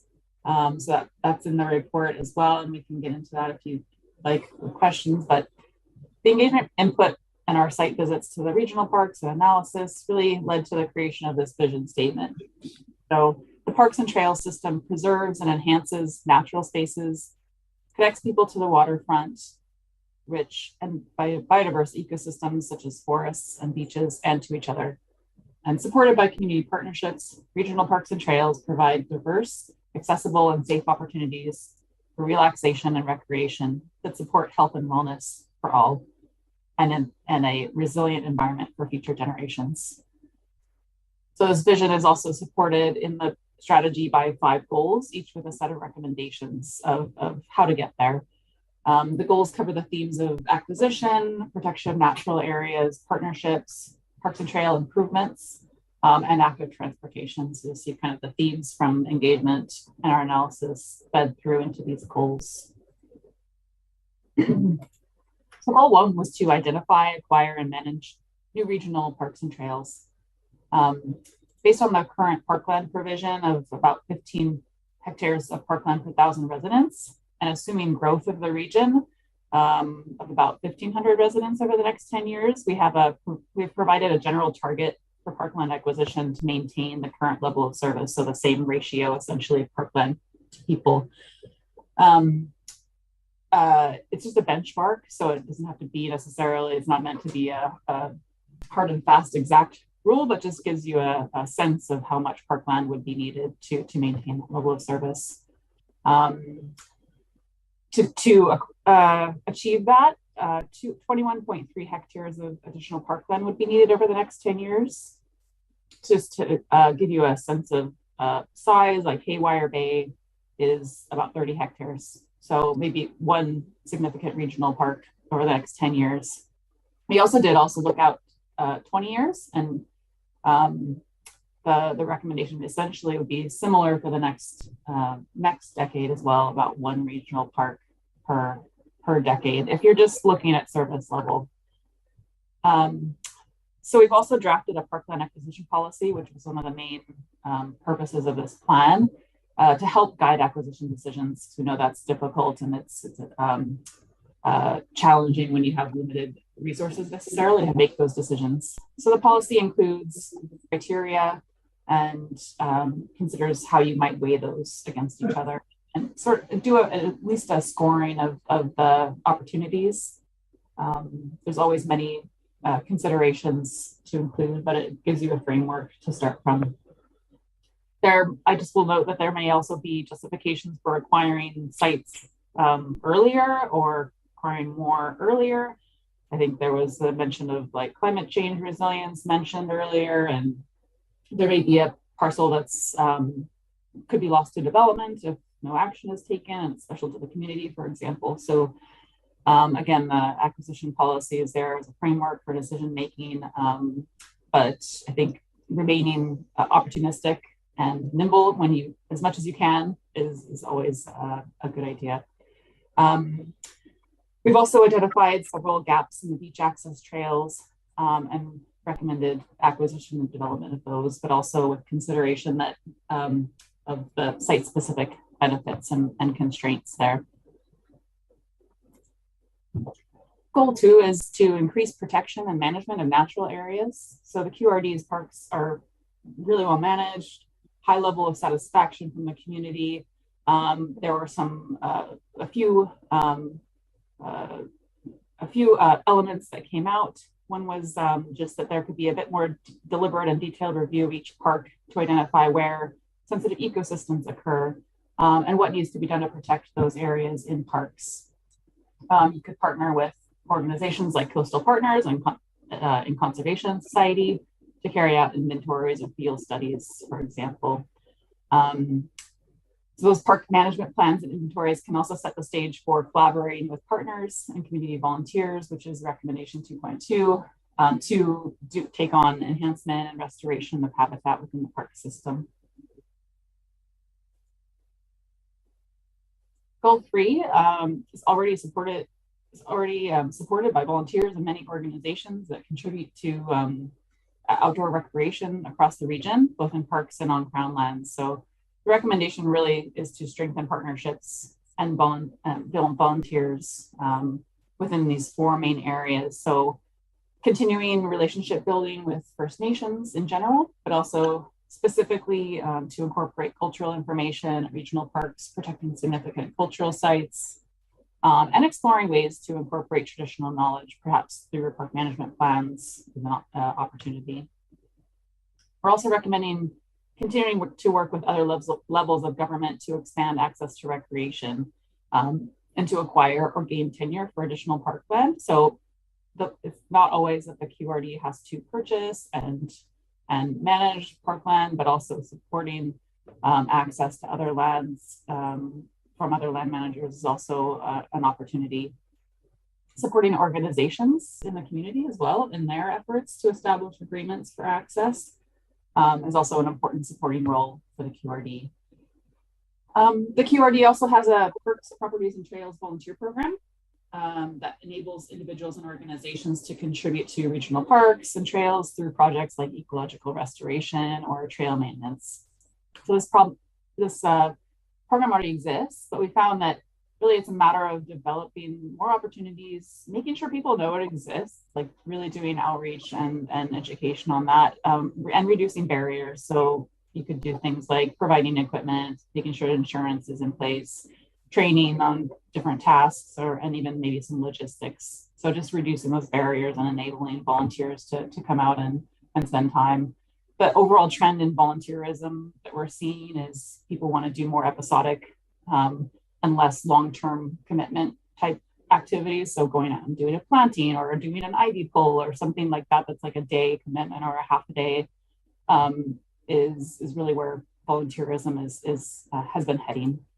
You're probably aware of that. But goal 4 is to enhance the user experience at parks and beach access trails. So this is really about improving your existing parks and trails primarily. So satisfaction is high, but there are some targeted areas for improvement that were identified through our engagement and our own analysis of the parks. So the first recommendation is to continue to monitor use and needs so that adjustments to maintenance or infrastructure can be made if needed. So an example might be a park that sees significant increase in use may need more frequent waste removal or trail resurfacing on a more regular basis, for example. And just knowing that and tracking use can help in planning operational resources. Accessibility was a key theme, and we've made some recommendations about identifying and addressing barriers, such as those could be improvements to parking, providing washrooms, looking at day use areas, and providing at least some accessible pathway or picnic area or trail opportunity at each regional park, having some part of it. We know there's topography and other limitations that can make access to the whole park difficult, but just to find those, at least providing some areas should be a goal. Another key component of accessibility is providing information about parks and trails. And really from our in-house accessibility expert, like she just says, make sure that there's information out there because there's such a range of abilities, mobility challenges, and rather than trying to specify or say this park is accessible or this is accessible, just provide information to people so they can make their own decisions about whether they can use the park or whether it's going to meet their needs. So information about accessibility of parking stalls, accessible washrooms and whether they're available, features like accessible picnic tables, and then like information such as trail types and links and grades. So that's really important to have before people get to the park, and that helps decision making and accessibility. One way to make the most of existing parks and trails as well is to increase awareness so that people can visit the parks and can make the most of those wonderful spaces that you have. Informational and interpretive signage at parks can also enhance the visitor experience. So examples are trail etiquette signage, ecological interpretive signs, et cetera. And I already mentioned First Nations interpretation and cultural features. The plan also identifies some specific gaps and amenities in beach access trails. So adding those upgrading features for underserved areas is a priority, and the gap analysis is in the report, and I can point you to that. Goal 5 is to support active transportation and a connected community. I just noted that there were a lot of similar themes coming from the strategic plan that was presented earlier that I think tie in well with this strategy. So that was great to hear. But people are interested in a more connected community. One way they can get from community to community or to parks and trails and beaches more easily. So we have 3 recommendations, and they're very high level just because this isn't an active transportation plan, and it's a little bit on the edge of maybe parks and trails, but feasibility is the first one. So really understanding regional connectivity and the possibilities along the highways, and what might work and what won't work, and where are the pinch points going to be. Another recommendation is to partner with others. So particularly landowners, land managers, and such to explore the feasibility of finding solutions to some of the connectivity and corridor issues. And finally, as a sort of a second stage or a next stage of the feasibility study will be to create an implementation plan that will help the QRD prioritize and phase in implementation of active transportation routes. So these are quite long-term projects. I know the strategy was sort of focused on 10 years, but in reality, like this is going to be an ongoing initiative, and this is hopefully just to get the process started and to support that. That's a very quick overview of the strategy. We've worked with staff to create an implementation plan as well, and that has some realistic resource requirements and timeframes. Some of the short-term recommendations or the highest priority ones were just really to focus on improving the existing parks and volunteer programs, and to adopt the parkland acquisition policy. And with that, I'm going to turn it back over for questions or discussion. Thank you. Okay, thank you very much, Megan. I'll throw this open now to directors. Your questions of our consultant. Okay, I'm not seeing any hands. Director Elliott, Director Fall, and then I'll put myself on that list. So very excited to see the plan on the agenda, and so happy you presented it, and looking forward to knowing more about implementation. As part of the parkland acquisition policy, there's talking a little bit of section on financing parkland or parks, or acquisition of parks. And the policy itself, is it already existing confirmed policy, or is it open? Is it also draft that we're trying to finalize? CAO. That should be directed through Laura Ron. Robin? Yeah, through the chair. The policy is in an appendix in the strategy document, and it is a draft. And in talking with Megan and the team at Lee's,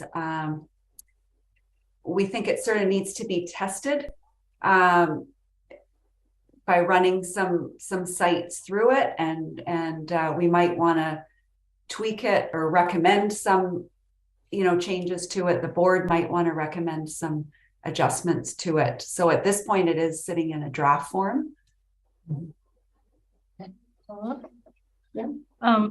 And then my other question was, I like the conversation about mapping out ecosystems and things that are in our existing parks. Do we have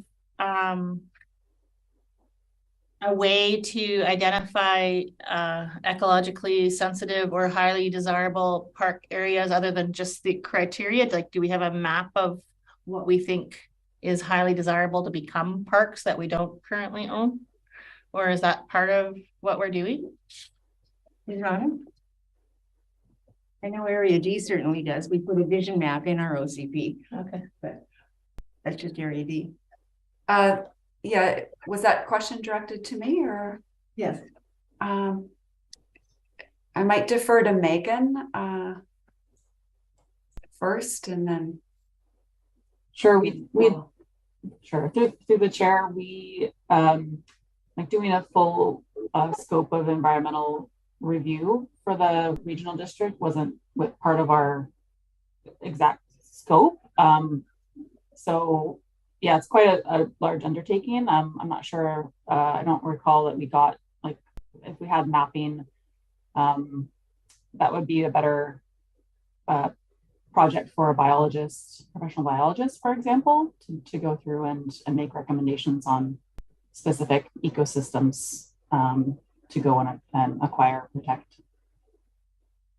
Thank you. Okay, thank you. And of course, it could be a lot more considerations than just environmental. There could be cultural and all kinds of considerations. So thank you. Director Fall, you're next. Thank you, Chair. I quite appreciated the report. I thought it was very comprehensive and provided a lot of really good things to chew on at all levels, right from the strategic down to the nuts and bolts of score sheets. And I appreciated the comment by Ms. Rodden a moment ago about the score sheet. I had some comments on that, but I think I'll put them aside because I think until it gets used a couple of times, we'll be able to talk about issues around, thresholds for the categories and so on. There'll be a lot of tweaking on those kinds of things.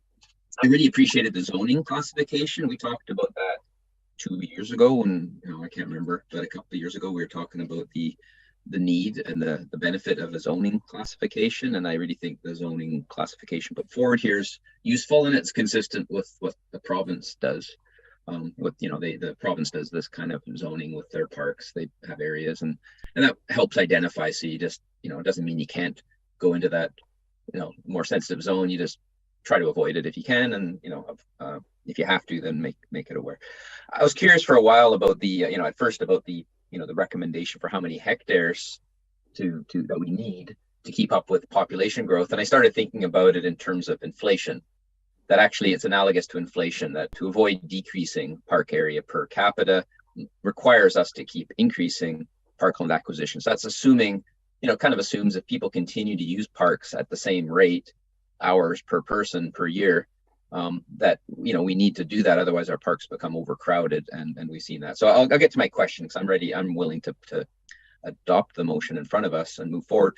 Is the I guess as we start prioritizing areas and thinking about acquisition of parks or potential parks, it's not just our parks that matter. It's actually the comprehensive set of parks. So if the provincial park system, for example, protects certain types of ecosystems adequately, then we don't need to be spending our resources on that or our efforts on that. So I guess the question is there, is it implied in here, or would there be extra work to make sure we communicate with at least the province, but other conservation organizations like Islands Trust Conservancy, to assemble a kind of state of affairs of conservation, so that if we're looking at recreational assets or ecological assets, that we can focus on the ones that are most in deficit, most needed. Thanks for the question through the chair. I think partnering and communicating with the province and with conservation organizations is a great idea and should definitely continue. I think regional parks have a special place in that, city parks like First City of Powell River are very active and tend to be, sports field oriented or very active parks, and BC parks and provincial parks and conservation areas tend to be primarily focused on conservation, and regional district parks are sort of in between.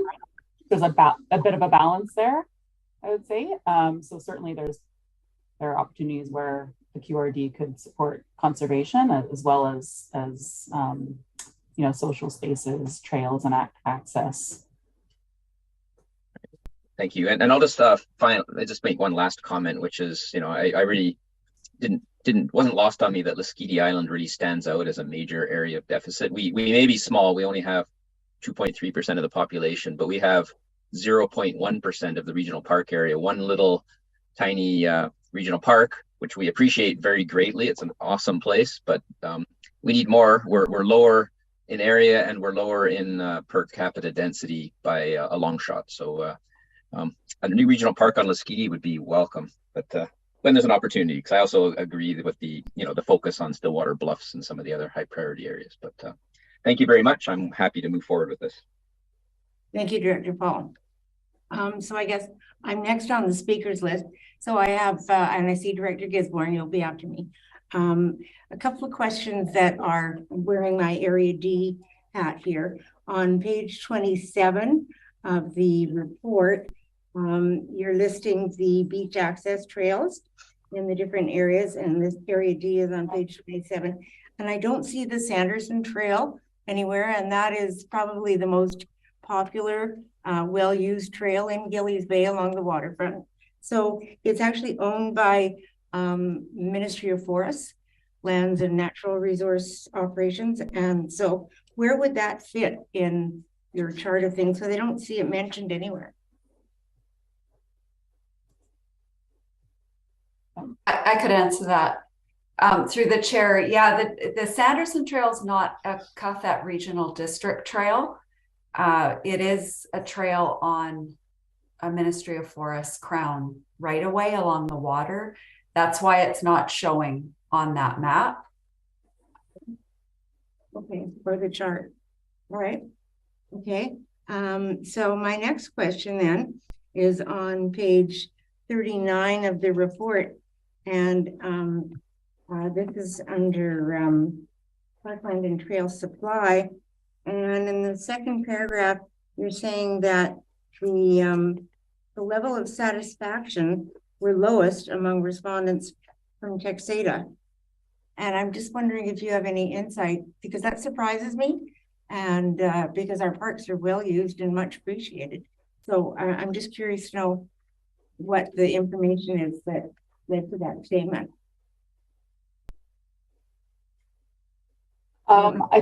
Sure, through the chair, I think, I can't speculate too much about what exactly was driving that, but we did hear some feedback that like increasing access to the water, improving the existing parks and trails. So, there's one thing to have parks and trails, and then also just the level of service. Laura, I think you were probably at that open house. I don't know if you have any other feedback or insights there. Through the chair, I think it really was just the input from those that participated in the open house. If there had been a broader cross-section of people or a different cross-section of people, we might have heard a different response. But that's what we heard from the people that attended. Okay, thank you. And I have two more quick questions. On page 50, there is a list of acquisition sites. And I'm curious because I don't know where a couple of them are that you mentioned for Area D. Pipeline Beach and Waterfront Trail. They're not marked on the map that is adjacent on the same page. So where are those places? I've asked around the hiking community, and nobody really knows because those terms, those names are not names that are used typically in the community. So I don't know if Pipeline Beach means the beach at the end of the gas pipeline, or if the Waterfront Trail is referring to Sanderson Trail. I really don't know. So where are those places? Through Laura? the chair, yeah, through the chair. My guess is that the Waterfront Trail is referring to the Sanderson Trail. However, these were the place names that people put in their surveys. And Pipeline Beach, I think you're correct. I think it's the one at the end of the pipeline up towards Blubber Bay on the City Points, the west side of the island. Okay, thank you. And my final question is on page 55 regarding strategies. I'm really glad to see the list of criteria for acquisition that was in the Parks and Green Space Plan that was done back in 2010. And is that different at all from that list, or is it basically the same criteria that were put forward at that time as this time? Through the chair, I think that list captures the essence of what you should look at, but the acquisition policy in Appendix C actually has more detail on the specific criteria that you would use and how you might score a certain site. Right, it's the same list in Appendix B. So, okay, that concludes my questions, and I just want to say thank you very much for a really informative report. This was a great read. It took me all day, but it was really interesting. So, Director Gizmon, I believe you're next. Thank you, Chair. And you hear me okay? Okay, good. Thank you so much for this Parks and Trails report.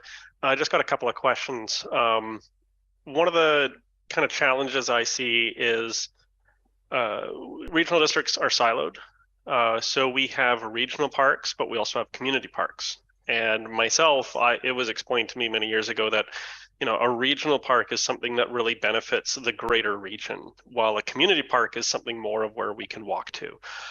So when we take a look at Area B, which is my area, there is quite a bit of parkland. And I find that, you know, Haywire Bay, which is an amazing park, kind of skews Area B to show us that, like, hey, we got a bunch of parkland in Area B. But the residents of Area B don't really, like, we don't access Haywire Bay like easier than, say, anyone from the city, because, you know, like, I got to drive through the city to get to Haywire Bay. The reason Haywire Bay was created in the first place was predominantly for municipal residents that were at the time camping next to the city's water intake. So one of kind of the conundrums I have with this proposal in front of us is it kind of breaks down like which electoral areas, you know, have a lot of parkland and which areas, you know, maybe not have a lot of parkland. And I find that kind of comparison to be more something that is more skewed towards like the community park model, because something like Haywire Bay kind of skews the acquisition away from Area B when we have Haywire Bay, but that's not really close to really any of Area B's residents. So that's kind of my first challenge with this is, you know, what things are providing a regional benefit and which things are providing more of an electoral area benefit. The other kind of challenge is now I'm going to talk more about the community parks issue, is when we come to our planning service, as has been pointed out in this document, at time of subdivision, we can sometimes acquire parkland. It has been a challenge in the past to identify whether or not the parcel in question would have land associated with with our criteria. And my question for the consultant is, with this new parkland criteria, you know, it's not like there's a bit of site identification, but also it's kind of more of a matrix to say, hey, we've got a bunch of questions. If we have a parcel that is being subdivided and it is, say, riparian or as identified in the OCP as having a sensitive ecosystem, would that be then taken into account at time of subdivision so that the planning committee and the board could potentially acquire parkland for community parks? Because subdivision is not for regional park acquisition, it's for community park acquisition. So that's my first question, is how does that look at, you know, subdivision? Because it's hard to identify someone's private property as parkland acquisition, and they might not ever subdivide, and then we don't really get the opportunity. But when they do subdivide, now there's an opportunity. And I'm just wondering, how does this proposal, this plan strategy work at acquiring parkland at subdivision? That's my question. Thank you. Yeah, thank you for the question to the chair. We were really more focused on regional park land. There's only a limited number of community park, limited amount of community park at this point in the regional district. I think it could be a consideration for sure moving forward. There's opportunities at subdivision for 5% parkland dedication or fee in lieu, I believe. Laura, maybe you can speak more to that aspect. So that's definitely a possibility. And we were really focused on those larger, more significant regional parks for this plan at this stage. Yeah. Through the chair, could I add to that? Please. My thought is that you know, the policy is drafted in such a way that it could guide decisions for community parks. But like I said earlier, I think we need to test drive it. And so, you know, the best opportunity would be at the next subdivision that triggers a park dedication requirement. We could look at it through the lens, like using the policy and applying the criteria. And the criteria that relate more to regional significance wouldn't apply. But I think we need to test drive it. And I think the strategy, you know, identifies areas that the community in the different electoral areas is interested in. So that will also help guide those community park decisions. And there are reserves that have been built up for areas A, B, and C. Area D is the only area with community parks, but I believe looking at them, all of those have been acquired through historical subdivisions. Okay, I believe that answers my questions in relation to community parkland acquisition at subdivision, because that's something that came up a couple of times in the last term, and I'm very curious and excited to see how this decision-making matrix can be utilized in the future. And who knows, maybe if staff is interested, they could take a look at some previous subdivisions, maybe 10 years ago, or just something that shows up and just go, hey, maybe, you know, as a test run before, you know, we get that, you know, current application before us, just to kind of see maybe we need to change the policy or not. But other than that, I do reiterate the concern about for parkland acquisition and, you know, the emphasis on the regional benefit, and that you know, some electoral areas shouldn't be overly penalized because, you know, they already have some big parkland, and, you know, two of Area B's big parks, which is Paradise Exhibition Park and Haywire Bay, came out of a result of like a region demand quite mainly from municipality, which of course controls the weighted vote anytime we vote on the costs of regional parks. That's my questions. Thank you very much, Chair, and thank you, Megan, for your presentation. Thank you very much. Next is Director Dow. Thanks. And my question is really about the draft parkland acquisition policy. And as I read it, it talks about there being a guide to decisions on acquisition of regionally significant parkland. The QRD shall prioritize the acquisition of, and it's got a list of 18 or 19 categories that are priorities. How do we get from that list of categories to what's a priority? Are sites that are can be managed by the QRD of higher importance than sites with unique significant value features, or where? How do you evaluate all those criteria and turn them into priorities? So, are you suggesting that we try a few and see how they work out, or is there some way to evaluate those different categories as priorities? Thank you for the question through the chair. So essentially what the acquisition policy scoring sheet is multi-factor analysis. So there's no one right reason to acquire parkland. There may be an important natural area. There might be an important cultural site. It might fill a gap. It might be a special occasion opportunity for a large site.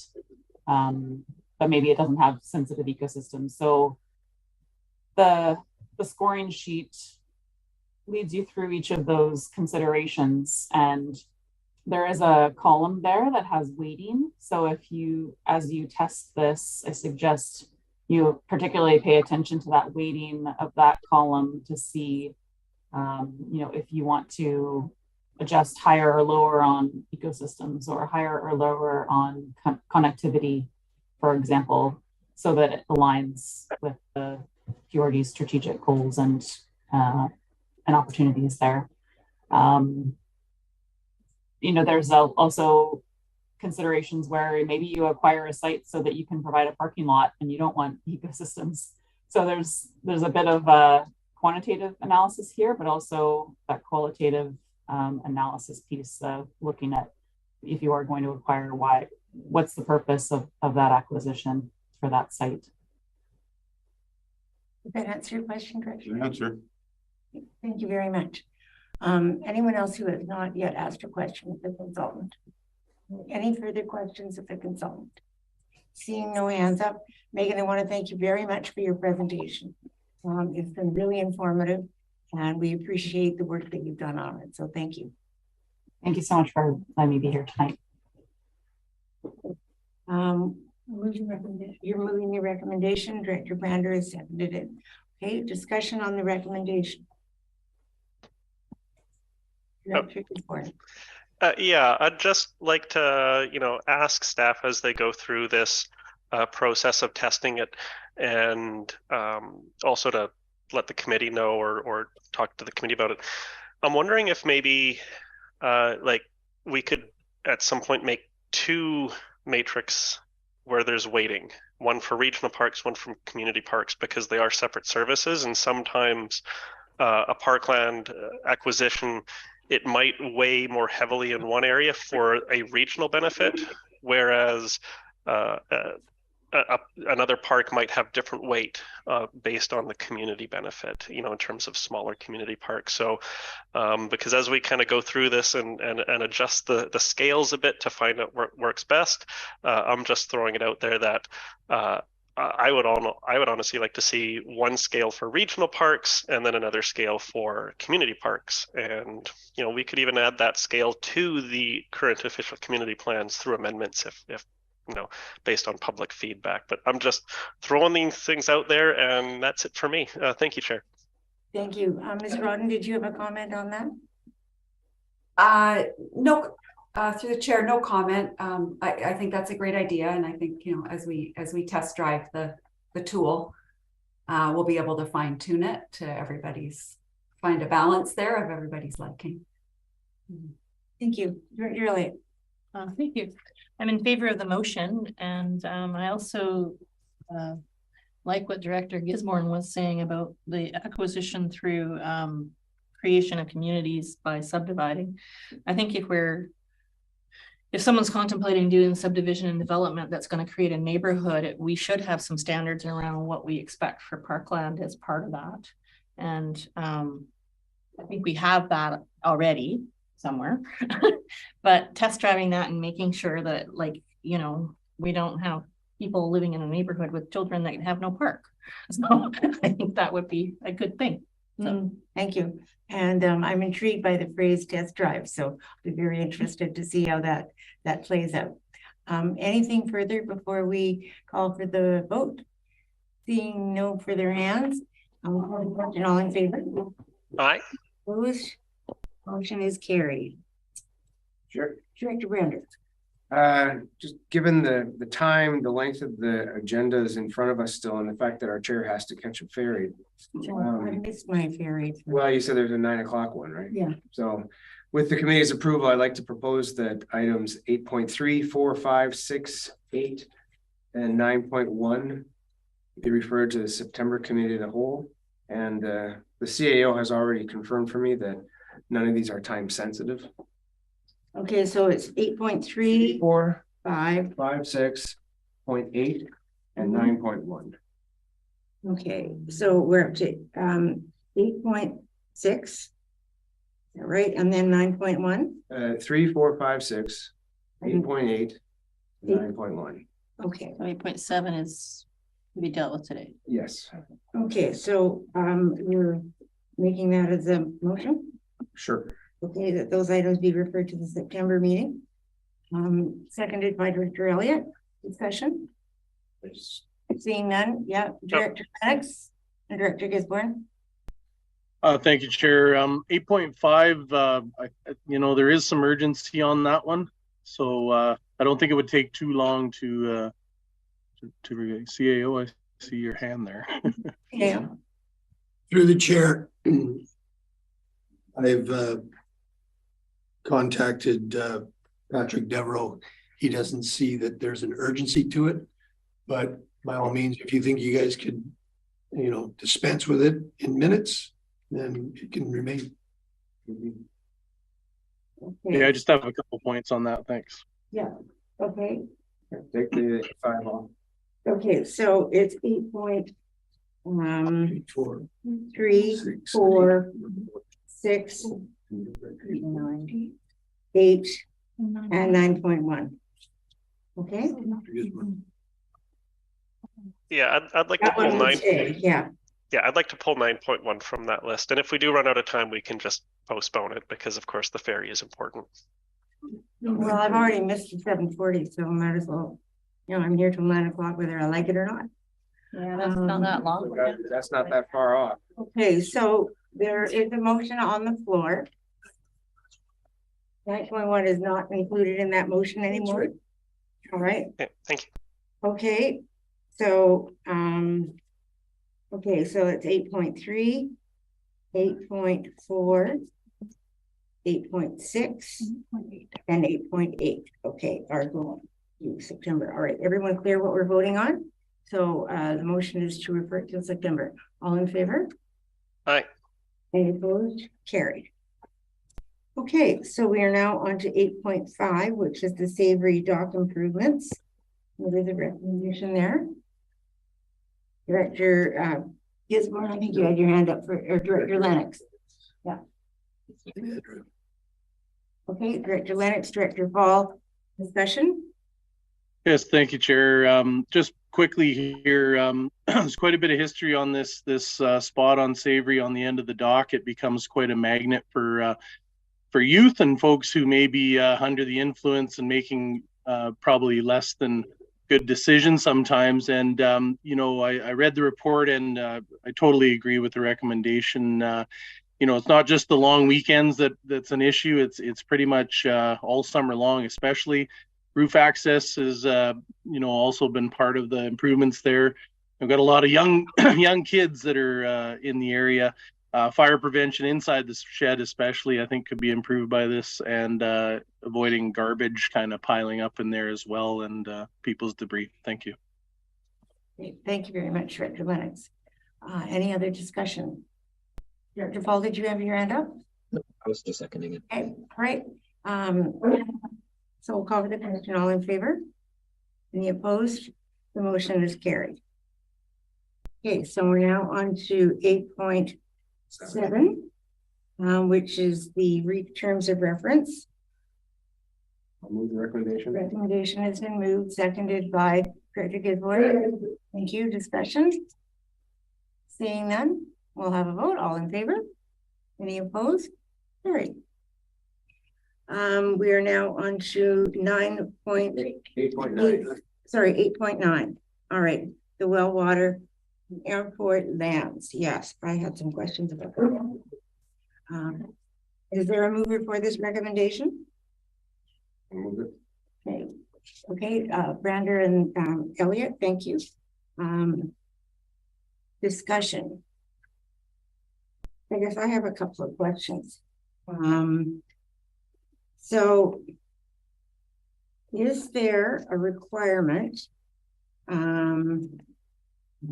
right, was that they send a letter to the tenant leasing unit 101. Is there a requirement that they have to remove the well that they put in, or that they don't do any further work? Because the well has already been established for nearly 20 years. And now, of course, we're getting around to having this discussion. So is there, in the letter, do we require that they take it out, or what? My question, I guess, to Mr. Schwab. Yes, to the chair.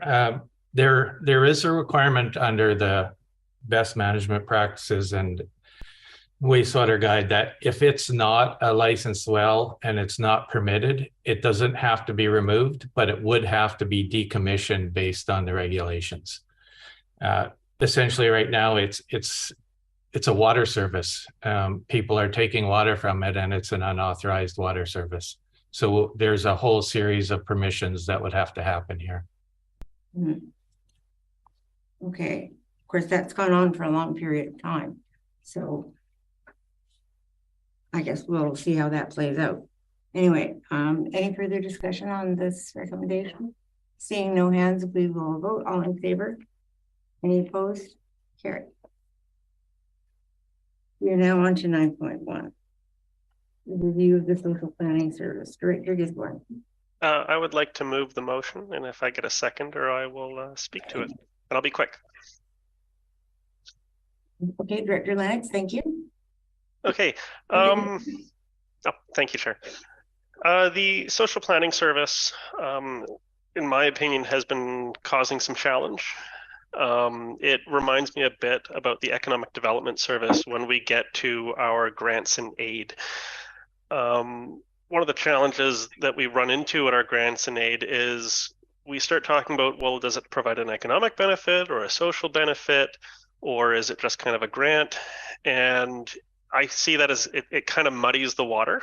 I can't initiate any kind of service review for the economic development service because Area B doesn't participate. I'm starting to see the social planning service starting to follow the same route as the economic development service.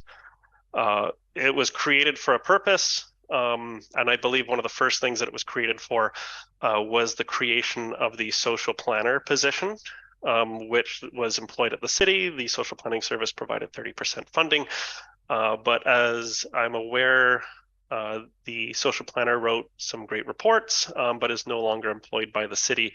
And I have been hearing that there doesn't really seem to be much appetite to replace that position. And what that leaves us with essentially is a service which is kind of serving as a grant and aid service from just the electoral areas. And after last month's finance committee meeting, it really just seemed to be causing kind of more strain.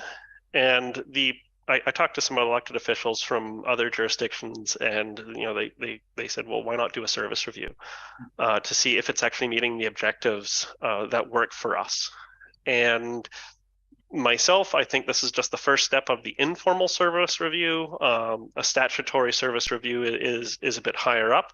But the concerns that I'm having right now with the social planning service is it is just the electoral areas that participate. If it was a truly regional service, which had all members of the region participating, maybe that'd be a different story. But right now, it doesn't seem like it's actually meeting the objectives. So that's why I put forward this notice of motion. It was supposed to be for the finance committee, but it would have been the only item on the finance committee agenda. So our staff asked, said, can we throw it to committee of the whole? And I said, yeah, we don't need to meet for one item. So this is more of asking for a report about informal service review and then potentially a statutory review. And, if that process seems, good, then maybe one of the areas A, C, or D directors could consider something similar for economic development, because we have grants and aid, they work great. And it really seems like the social planning service might actually be causing more friction than smoothness, if that makes sense. So I would encourage the other directors to support this motion and to get that information from our staff about how service reviews look. And maybe in the end we go, the service is doing great. But this is just asking for a report. Thank you, Chair. Okay, thank you very much. I've got Director Lennox, then Paul, then Doug. Director Lennox, did you have your hand up? I didn't, Chair. I'm formulating my question. I'll pass for now. Thanks. Okay, thank you. Director Paul, and then Doug. Thank you, Chair. I have two questions through the Chair to the CAO, and I have no problem with a review, an informal review, as long as it's informal at this stage, because we have had lots of discussion and given the different elements of the planning service. But my two questions really, that's at the board level. Question one, I'll ask them both, and then the CAO, give the chance for the CAO to respond. The first one is timing given human resources. So this would add more, another task on the job list for staff. So what would be the timing on this, and would it be something that would be, just, kind of another straw on the camel's back, so to speak? And the other question is, I want to really make sure it's clear that what we're asking for to consider at this stage is an informal service review. And is this motion clear enough, or do we need to add a word such as informal strategic service review or something like that? I just want to make sure it doesn't get construed to mean the formal service review according to the Local Government Act, which once you start that process, there's specific ways to get into that process, and then it has specific timelines and so on. And I believe that's the intent of this motion is the former, and I just want to make sure that that's what we're asking. So Thank you. CAO. Thank you, Chair. First of all, for the timing, I recall that at previous meetings, and I think it was when we were in finance that we were talking about maybe some of the validity or credibility of certain grant requests going through certain grant funding sources, and that the comment was made that we should, if we want to look at those, let's make sure we do it during the budget season. So timing wise, I think that staff could have a report to you in time for budget deliberations so that you could ensure that if there were to be any changes, they could be incorporated for the upcoming new fiscal year. I am going to say that I think there's enough information in this motion for the staff to understand that it's an informal service. And what I'm already conjuring up in my mind is that the informal service review would include some history, how we got here in the first place, who's in, potentially why certain members are not in. And, you know, I guess the other question to be answered is why it was created. So I think that in essence will cover off an informal review, and I hope that the board can then also see to see if it's required or needed any further as a grant funding service, or if it can still remain just as a service for social planning activities, one in particular being a social planner. And who knows, maybe I'll even propose that the social planner be employed by the RD. Thank you. Thank you, Director Paul. Director Dowd. Yeah, I'm not going to presume on what the outcome should be at this point.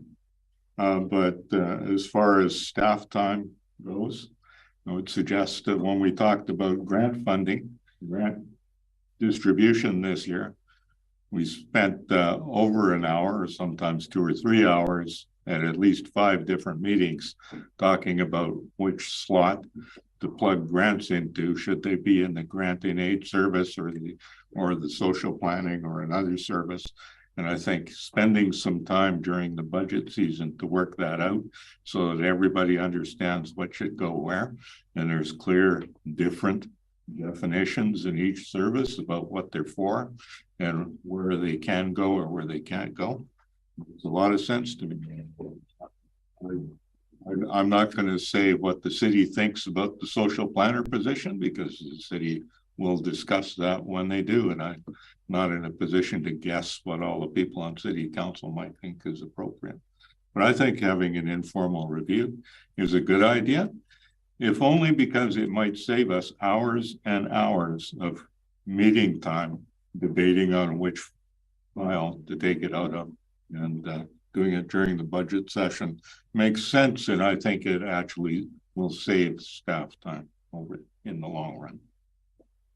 Okay. Thank you, Director Joe. I have Director Brander, then Lennox, then Elliott, then myself. Thanks, Chair. I think I understand the essence of the motion. I'm okay with it, but the motion itself, the way it's written, it says asking the board to consider an informal service review and then request a report on the process of a review.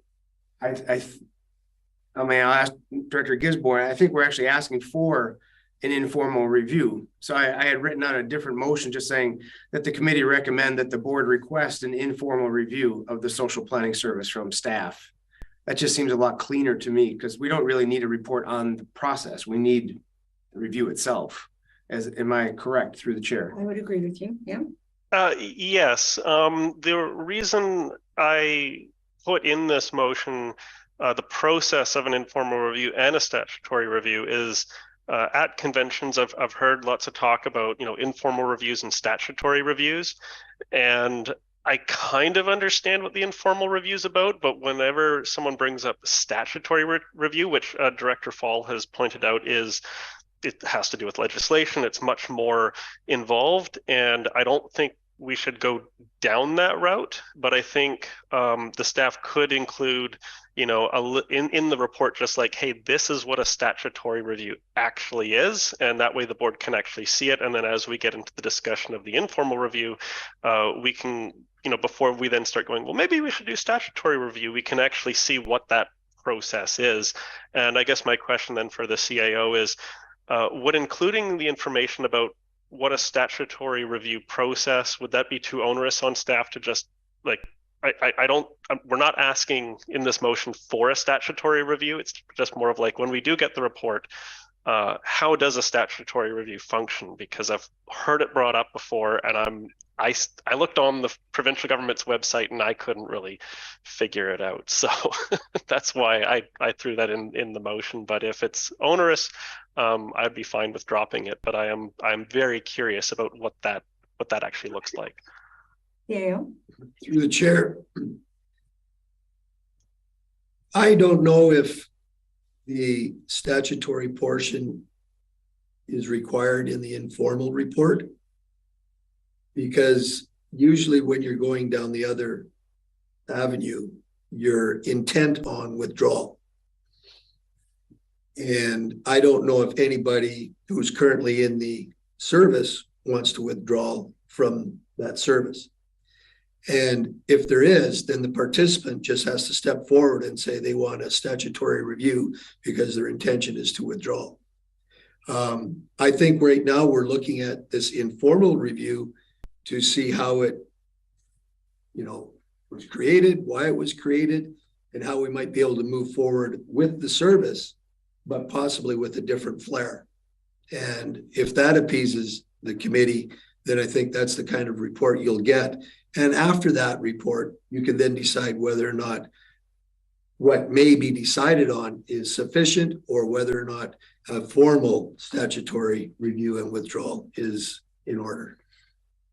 Okay, well, I think that then answers my question, and I would happily put forward an amendment that, after social planning service, where there's a comma, and then there's the and request a report, outlining the process that the amendment is that everything after social planning service just be deleted. Would that work for our CAO? And I just would make one more suggestion to Director Gisborne through the chair, is that eliminate the word consider. Yes. Instead say like request. Okay. Yeah. That's a great friendly amendment. I think that was the amendment I put forward. Perfect. Okay, so I guess we need to have a mover for that amendment, which would be, I guess, Director Gisborne, seconded by Director Brander. Right, we are discussing the amendment, and that is to delete everything after the word social planning service and replace the word consider with require. Request. Request. Okay, that is the amendment. Okay, speaking to the amendment, I guess I'm okay with the amendment. I think that gets us to where we want to be. And what I'd be interested in is just a status report of where it's at. So anyway, that's my thought. I'm okay with the amendment. Anyone else want to weigh in on the amendment, Director Lennox? You were next on the speakers list in any case. Yeah, that's fine. Thanks, Chair. Just briefly, this really speaks to all these discussions we've been having and confusion about the history of how these different categories came together. So it begs a question in my mind: is there logic in a general review? And I know we're concerned about workload, but a service review just for social planning. I support this motion. With that history that the CAO mentioned, I think, because they all tie in together about how those decisions were made. And I agree that budget season's the time to be focusing on these things and be cognizant of the workload. Thank you. Okay, thank you. Anything else on the amendment? Okay, I know Director Elliott had her hand up to speak, but we're speaking specifically about the amendment. So we will call the vote on the amendment. All in favor? Any opposed? Carried unanimous. Okay, so we're back to the main motion as amended, and Director Elliott, you are next. Thank you, Chair. I'm going to withdraw my time. I was actually going to ask us to remove all the stuff about the statutory review, and that has already been done. So you're good to I'm go. done. Okay, thank you. Seeing no further hands, we will go to the question. All in favor? Any opposed? Carried unanimously. Thank you. So we are now at question period. Anyone out there with questions for the committee? Galinsky from the Peak here, Chair. I don't have any questions this evening. Thank you very much. Thank you. All right, so we have already moved to go in camera. So we will adjourn this meeting. We'll recess. All right, we will recess and go in camera. Thank you. Oh yeah, I guess so.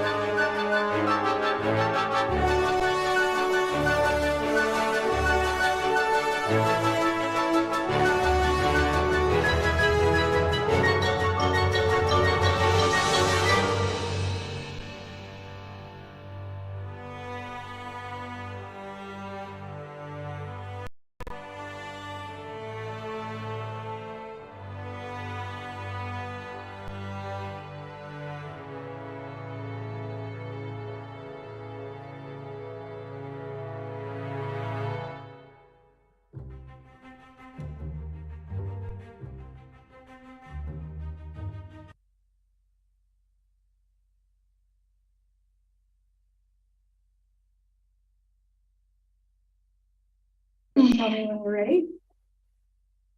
Thank you, Chair, we're ready. Okay, well, welcome back to Committee of the Whole. We have no rise and report. So our meeting is adjourned. Thank you very much.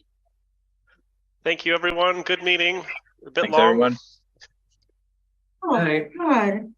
What a day. Good meeting, everybody.